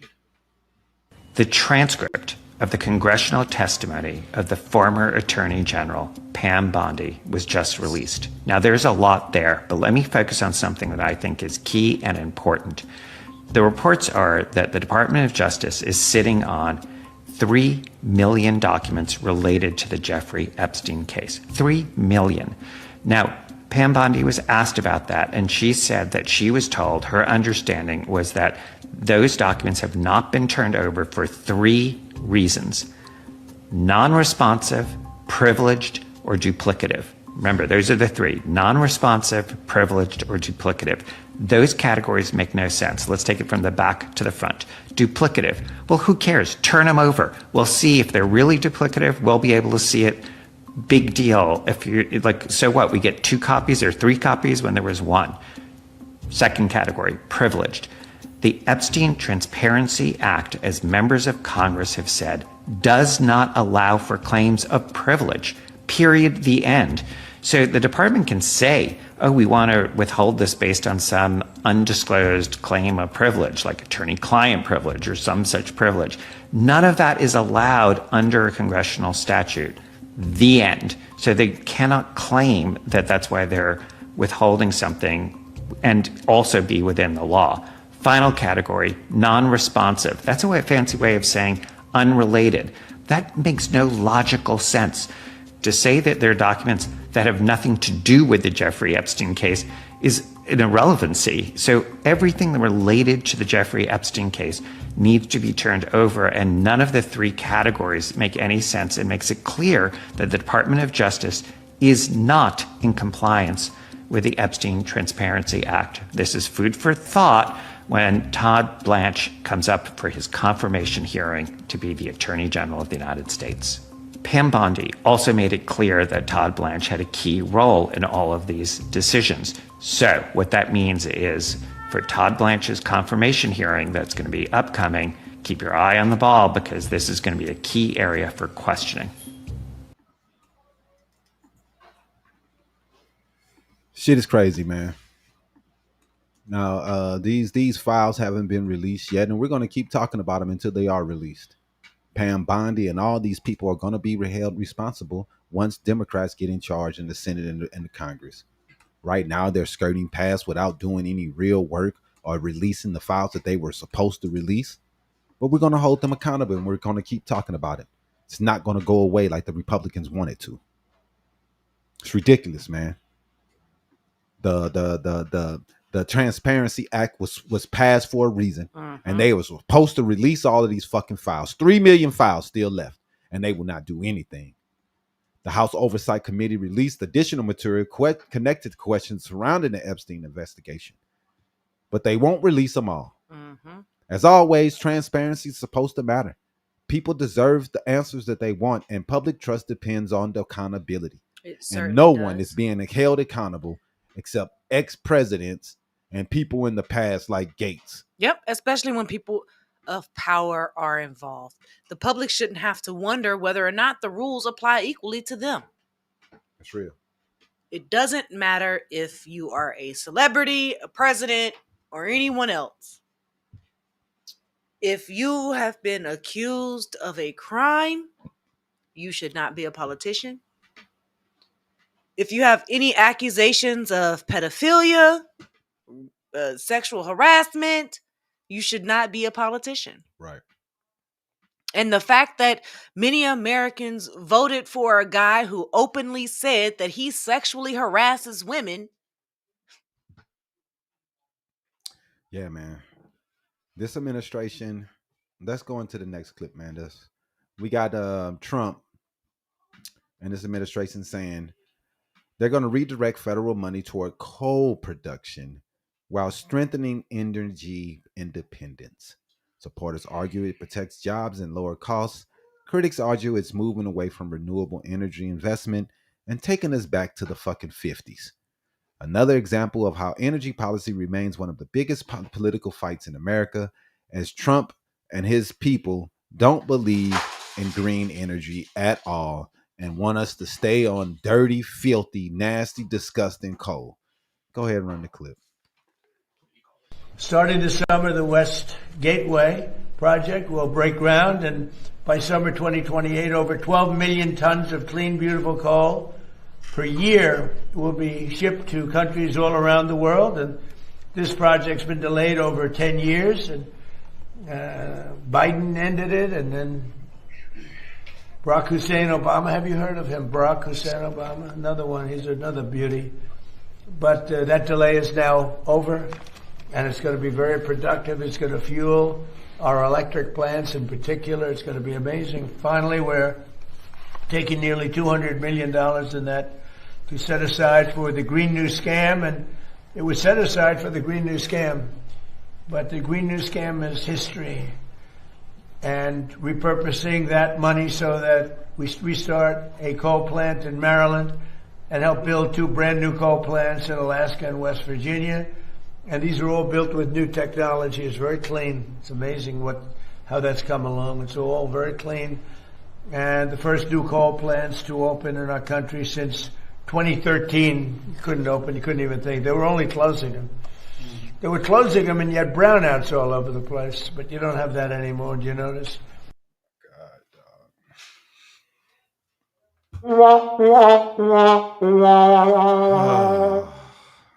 This dude trying to drag us back to the fucking 19th century. Like, this shit is so dumb.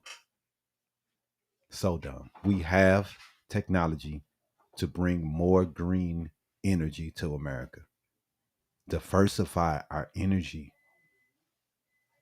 It's so dumb that we will not take advantage of this technology as he wages wars on green energy. As he calls the green deals bad deals. We all know with coal and all of these bad energy sources like oil, we know the outcomes. We know how bad it is for the environment. And our dumbass president wants to keep pushing us back into it. The last 3 presidents embraced green deals. Everybody was pushing to try to get more green energy so we can be more diversified and not worried about future and foreign oils. But this guy keeps dragging us back into it. It's the dumbest shit ever. Cannot wait till this guy is out of office and we stop living life like it's 1945. I'm over it. The dude has no idea what he's talking about. Now, next, we're going to talk about the farmers, and they've been speaking out a lot lately. Sometimes the most insightful political analysis comes from everyday Americans, man. Not consultants, not lobbyists, not television personalities. People living with the consequences of policy decisions. Now, that's why we wanted to include all of these clips that we're going to play here just talking about farmers. It reminds us that politics isn't a game. It's real people that's involved. People pay the price when decisions are made in Washington, and Trump shits on the farmers. But let's go ahead and run these clips, man. Talk about the farmers here. Mm-hmm. Yeah, Trump on farmers. It's fine. Every day my administration is fighting to protect and defend the jobs and livelihood of our great farmers. I love our farmers, our growers, agricultural producers, ranchers from coast to coast. Under the last administration, Biden and the radical left, Democrats in Congress, crushed farmers with brutal restrictions, crippled you with the worst inflation. So the Biden administration had the worst inflation in the history of our country. They say 49 years, 48 years, but whether you say 48 or forever, I think it was forever. We had the worst inflation we've ever had. And think of that, and failed to negotiate even a single new trade deal for our farmers. They didn't negotiate one new trade deal for our farmers. I just made a great deal. I came back from President Xi, and he's buying billions and billions of dollars worth of soybeans and other things, and you're seeing that starting to kick in. Thank you. So by contrast, in my first year back in the Oval Office, average farm incomes for agricultural producers in our country have skyrocketed by more than 20%. Now, it's been over the last couple of months since we went in for the military operation. You've seen fertilizer go up and you've seen energy go up. It's going to come down to where it was or lower. You'll be very happy. Otherwise, Ken is going to call me. He's going to bawl me out, and I'll say, oh, sorry, Ken, I was only kidding, right? All right. He knows I'm going to do it.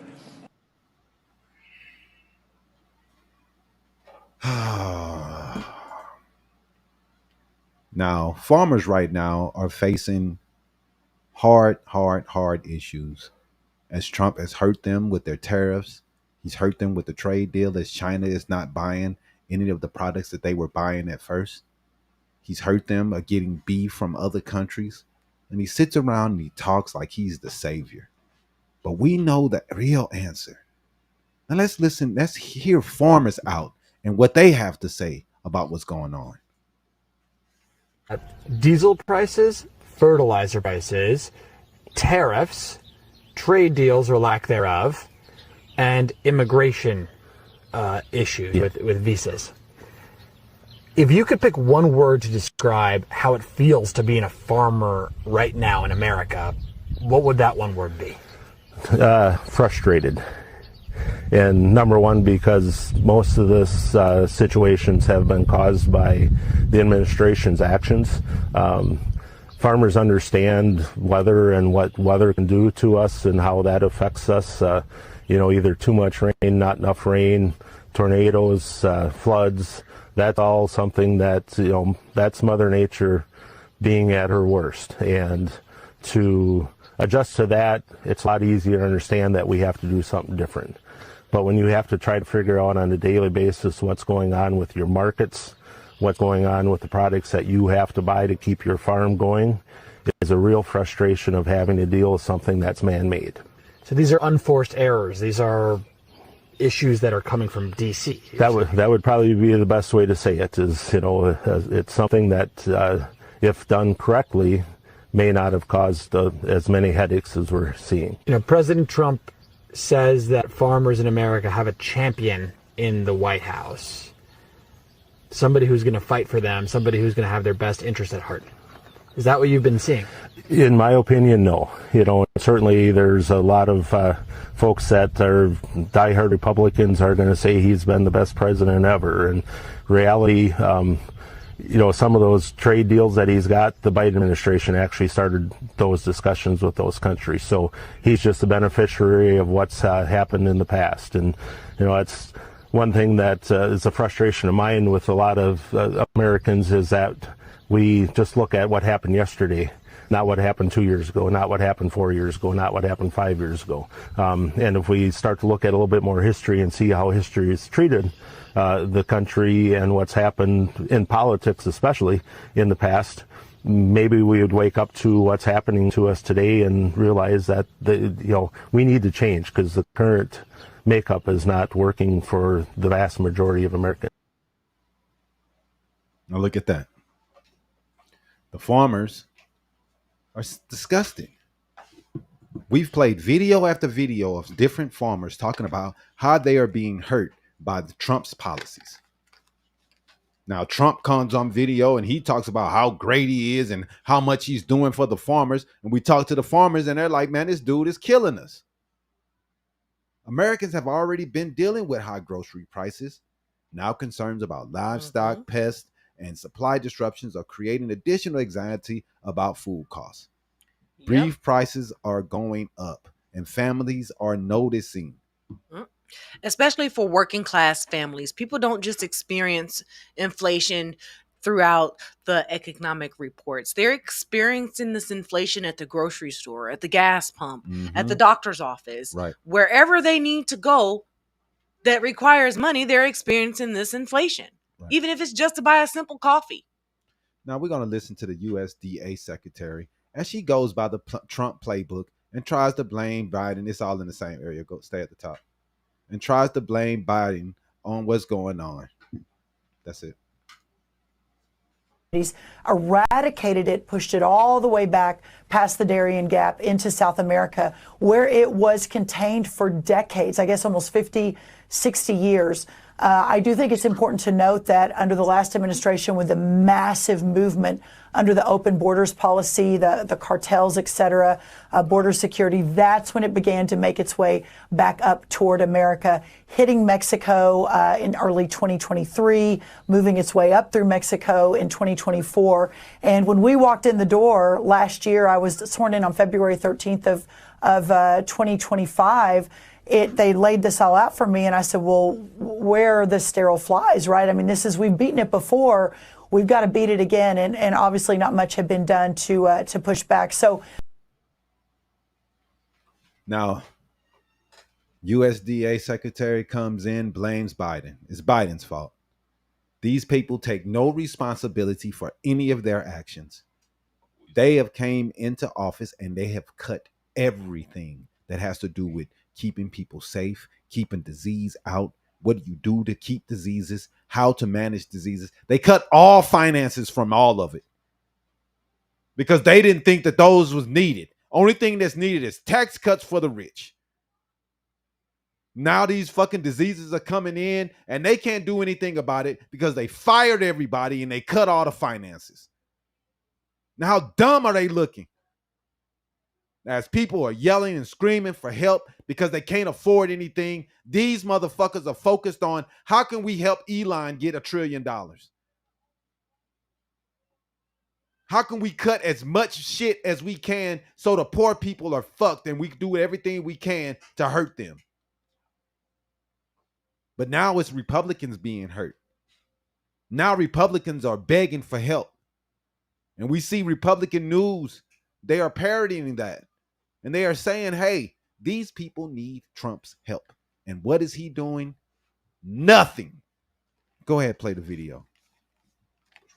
Trump help.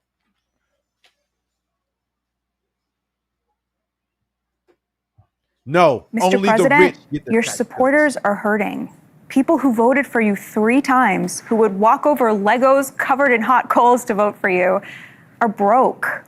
Some are skipping meals. Others are buying canned chicken in bulk because that's all they can afford. The cost of food and gas is just so high. People are finding it impossible to pay for their kids' after-school sports once they fill up the car with gas.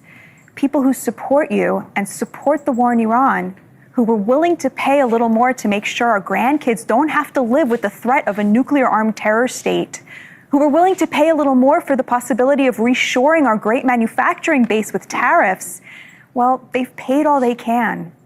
Some are expressing anger and frustration. They feel that they voted for you to bring down the costs. Others are just quietly skipping meals. And contrary to what some in your administration keep saying, it's not just vibes.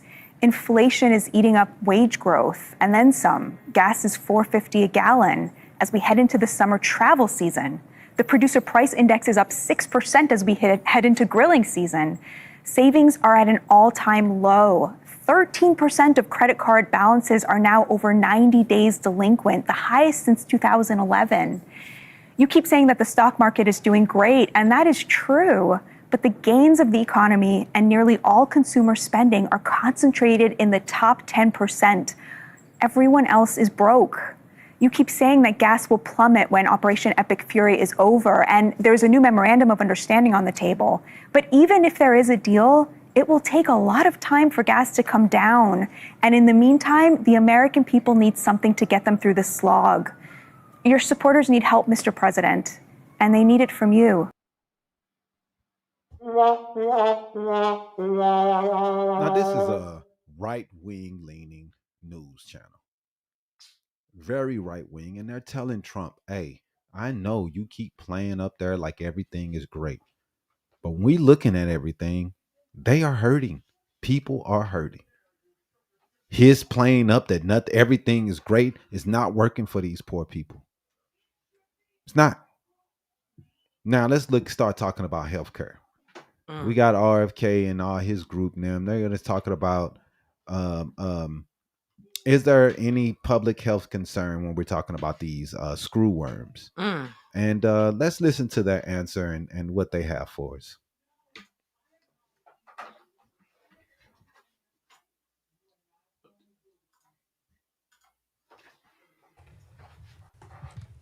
Thank you, Secretary Kennedy and Undersecretary Kent. You both talked about federal funding for the medical schools. What happens if they don't meet these 40-hour requirements? What happens if they don't meet the 40-hour federal funding requirement for the medical schools, these 73 medical schools? And also, Secretary Kennedy, if you can answer this question, what would the CDC be prepared to do if there is a human case of the new world screwworm in America? So I can answer the first question, as that's related to the event today. So there's no penalty if the schools are not meeting it, but they have publicly committed on a public-facing website. I think the great thing about this initiative is that we've let the medical schools be the adults in the room, right? So they've put their commitments out forward. We trust that they'll do that. They've put their name and their reputation at stake. Anybody can go to hhs.gov/nutrition-education. They can see the commitments. They can see the wonderful work that our colleagues are doing. And so we don't have any plans to do anything punitively. We think that the positive nature of this event is reflected in their work that they've posted publicly.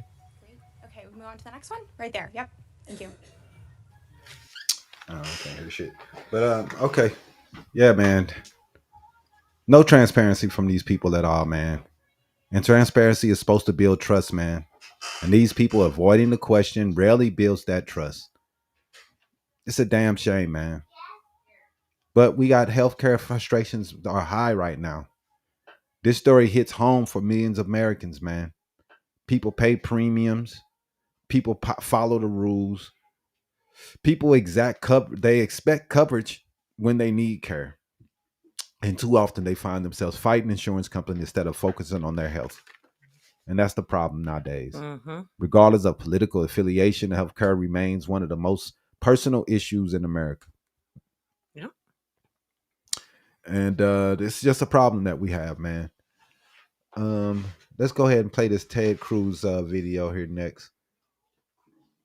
Yeah, he down there. And I'm spending a lot of time supporting other candidates. Look, I think this midterm election is the most important midterm we've ever seen. That if the Democrats take the House, there will be nonstop impeachment and attacking President Trump every single day. And if they take the Senate, they'll do that, and they'll also shut down every confirmation for every cabinet member, every judge. It is, their view is total warfare. And if you want Graham Plattner setting the agenda for the United States Senate, it's real simple. You sit on the sidelines. You don't contribute money. You don't show up to vote. I don't believe conservatives and just regular people are going to do that. Yeah, he's really worried about the future, man, and the accountability that the Republicans are going to be held when the Democrats get in office. Washington remains deeply polarized. Both parties increasingly view elections not simple as political contests, but as battles over the future direction of the country. And that rhetoric continues to escalate as Republicans are pushing and pushing and pushing. But let's listen to old Lindsey Graham, and he compares Trump to God.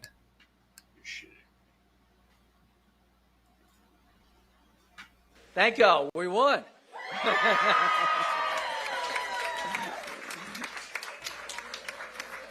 So I want to start with a bunch of thank yous. I want to thank the big guy, God. Trump comes later. Mr. President, you're not far behind God, but we're going to start with him.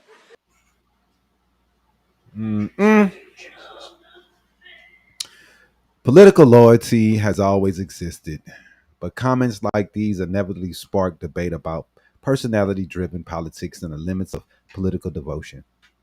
And Americans can decide for themselves where those limits should be. As they say, Trump is God, next to God. This shit is disgusting. Disgusting. And as this week, we've seen audio come out of Speaker Johnson talking about cutting Social Security and cutting Medicare. If this is true, this is one of those moments that instantly goes viral because people feel like they've seen this behavior before. Politicians avoiding uncomfortable conversations. We got politicians running to not talk about these cuts that Mike Johnson talked about. Social media makes it harder to get away with that shit today because we're not playing it, man. Yep. Go ahead and run that clip. Congressman, what is Mike Johnson's secret plan to cut Social Security? Hey, how you doing? I'm good. I'm good with that. Yeah, I'll be doing just a few minutes. No response, sir? We see your phone is not on the phone, It's over at 416. Congressman, what is Mike Johnson's secret plan to cut Social Security? Listen, I appreciate that. I've got some more efforts that I want to talk to you about. There are actually more things that we have to be working on. Yeah, I want to make sure that we're no response, sir. Yeah, listen, They thanks. never show I that appreciate your help on this. I really do need some more of your input. Yeah, if you can actually reach out, I'll make sure that we do more of this. Yeah, listen, I really acting like he on the phone with somebody. Keep it going. Go ahead and bring it back. Yes.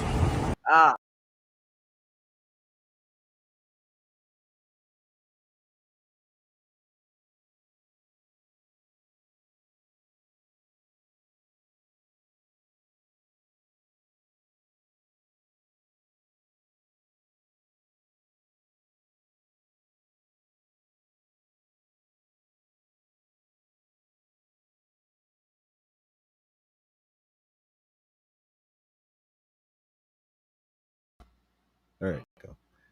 All right. So I don't know, man. It's just crazy to see what we got going on right here, man.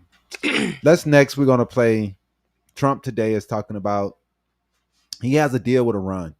He said it 39 times. But let's look at the history of how many times this guy has said that he has a deal. 39 times, like Iesha said. Oh my goodness. What's going on?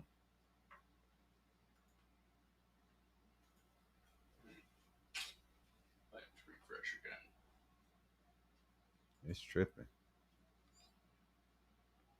We're almost done. I think this is the last one. Yeah, it's the last clip.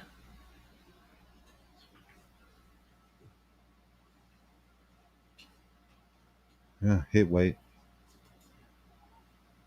Go ahead and run it. The clip. Yeah. It's not responding. responding. Yeah, the clip's not responding. Yeah, do a refresh, I guess. It's still thinking, dang. Yeah. Oh, it's tripping. It's super tripping. Exit page and see what Nah, happens. don't do that. And I guess what in stream work? Oh, that's just gonna take the. Yeah, we're frozen. Sorry for the technical difficulties. What?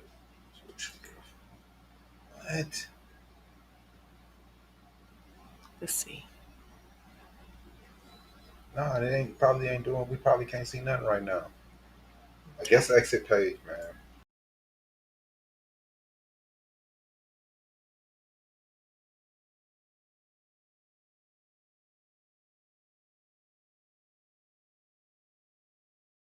I don't know. All right, go ahead and play that. See if it works.